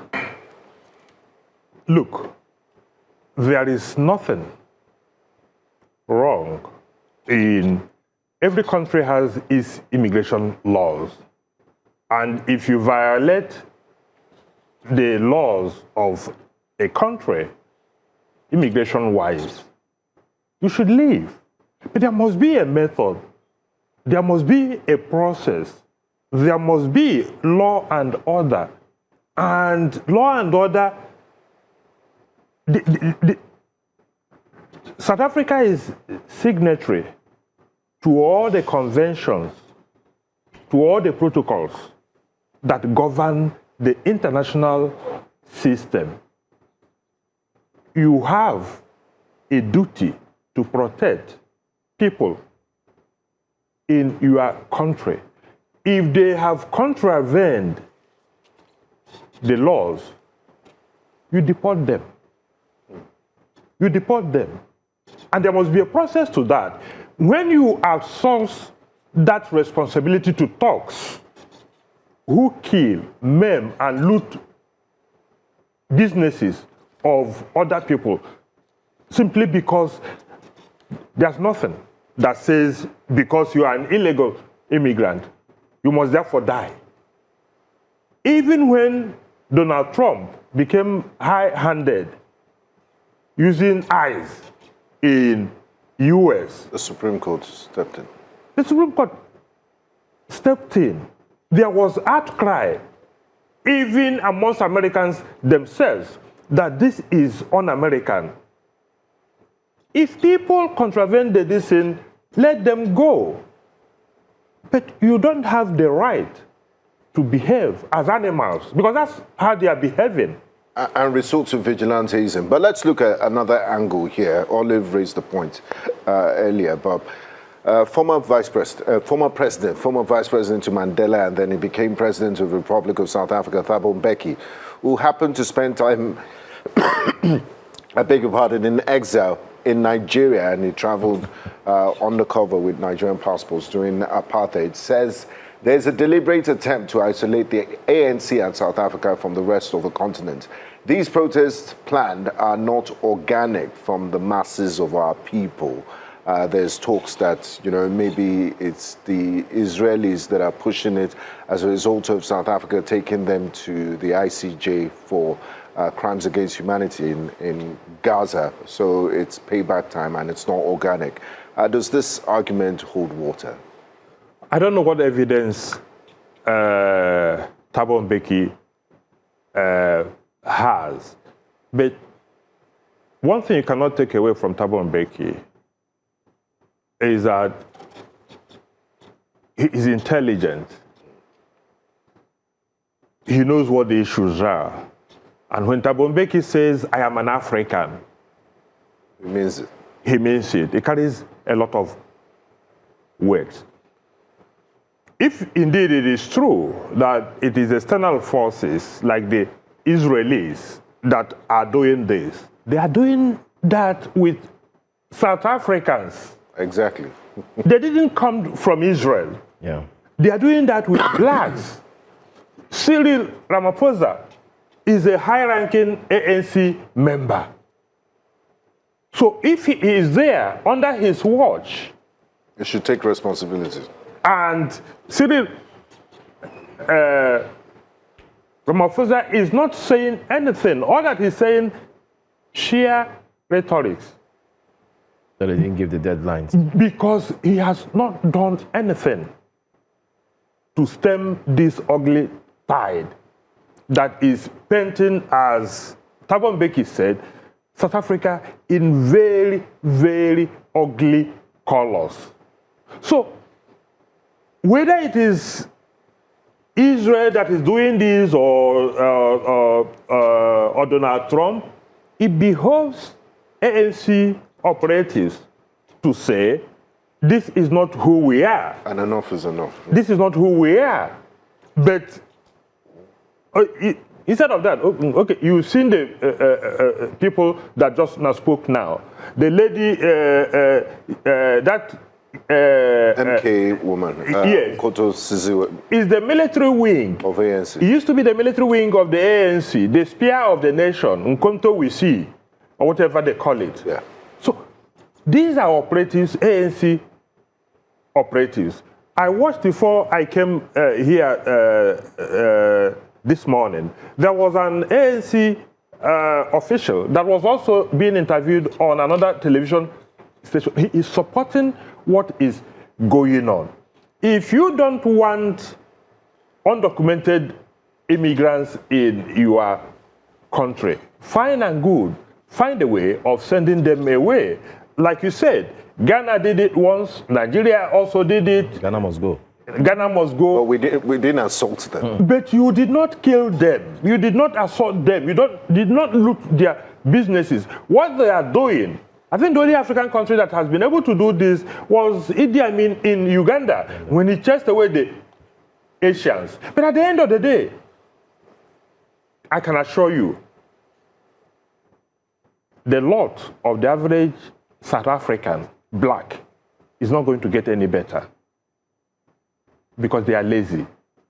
Okay. Because they are people who depend on the government to do everything for them. I mean, they are only angry that people come from outside and prosper in their own country when they are going about begging for stipends for survival. But isn't that not how we feel in Nigeria when we start to see companies that employ more foreigners than Nigerians as well? That's a different thing, Olive. That's a different thing. And I don't also know about the companies employing more foreigners, but even these companies that there are not enough expertise locally to service their operations. But not that people are coming in to set up businesses, to run their businesses. If you take away the medical doctors from the South African system, medical doctors that are not South African ab initio, if you take away all the engineers, if you take away all the professors in South African universities that are not South African, that system is going to go through a lot of dislocation. I hope they realize that. There's a story on the front page of the newspaper. I don't know if we have that footage as well. Al Jazeera newspaper, xenophobia. NANS threatens to shut down South African businesses. We saw the video circulating online where members of National Association of Nigerian Students gathered. They had a press briefing. They said they're going to go, just like they're doing in South Africa, identify South African companies and ensure that they are shut down. that it has to be a tooth for tooth, eye for eye, according to what they said. Then on page 8, federal government to evacuate additional 271 Nigerians from South Africa. We're told the evacuation process is on. Air Peace, we also heard, is offering to bring back this Nigerians repatriation process. Anyway, that's just the update. But the NAN students, I'm wondering, I mean, just last week they were in Ibadan protesting insecurity, and then now they want to picket South African business. What time do they have to study? They must be very hard-working students. Venga, it's called movement. If you ask them, they tell you it's movement. But let's see another story. I mean, we've dwelled so much on the South African. And by the way, stay with us. News Central. All day. Giving you updates. Our correspondent, Bongani. We have 5 minutes to wrap up, and we don't have enough time. Let's take just one more story there. How troops rescued 10 students in Borno. I'm sure Nigerians may have heard of that rescue mission. 76 terrorist commanders surrendered, we do hear. It's a school attack that happened in Borno. Teachers, students were kidnapped. Quickly, Mr. Mechi, are the insurgents or the terrorists, I need to get my words right, are the terrorists really trying to break the educational system? Or are they just soft targets? Nigeria? Well, it looks like it. If you go by the philosophy or the ideology that underpins the Boko Haram movement, is education. Western education is immoral. So these relentless attacks on schools, if you ask me, I think it is deliberate. It's not necessarily because it is a soft target. I think there's a pattern to an this. Ideology. An ideology to cripple education, to deter parents from sending their children to school, and to deter even children from going to school. Because if you are not sure that if you go to school, you are going to come back at the end of the day alive. So it is a deliberate decision. Boko Haram, like I said, ideologically is to fight Western education. But the irony is that those who say Western education is decent, they all live with products of this Western civilization, Western education. They make use of phones, they wear good clothes, they carry automatic rifles, and all products of this Western civilization. But as for what happened yesterday, I think we must give kudos to the military for the promptness of the rescue. Because the news broke yesterday that they had adopted students who were going to sit for NECO, and in fact, one of the teachers was killed in the process. But before we knew it, we have another story that 10 of them have been rescued. And what that tells me is what we have always insisted. Time is of the essence in all this rescue operation.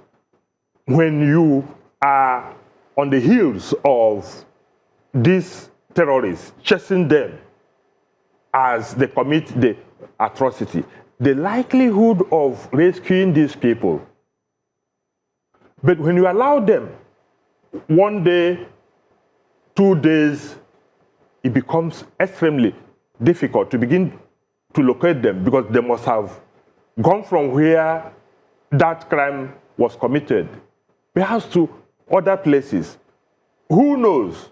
The Orire children, whether they are still in Oyo State, whether they are still in the forests of Oyo. And that's the problem that you have when 42 or so days have elapsed since that kidnapped, it makes the trail go cold, as it were. That was what happened in Chibok, and in all the places, unless where the government now effectively negotiates and pays ransom, and rather than saying the people have been released, they say they have been rescued. But when you go chasing these people, as soon as they commit this atrocity, there is the possibility, before they go far, that you could confront them. There will be exchange of fire. Like that yesterday, they said one soldier was killed and one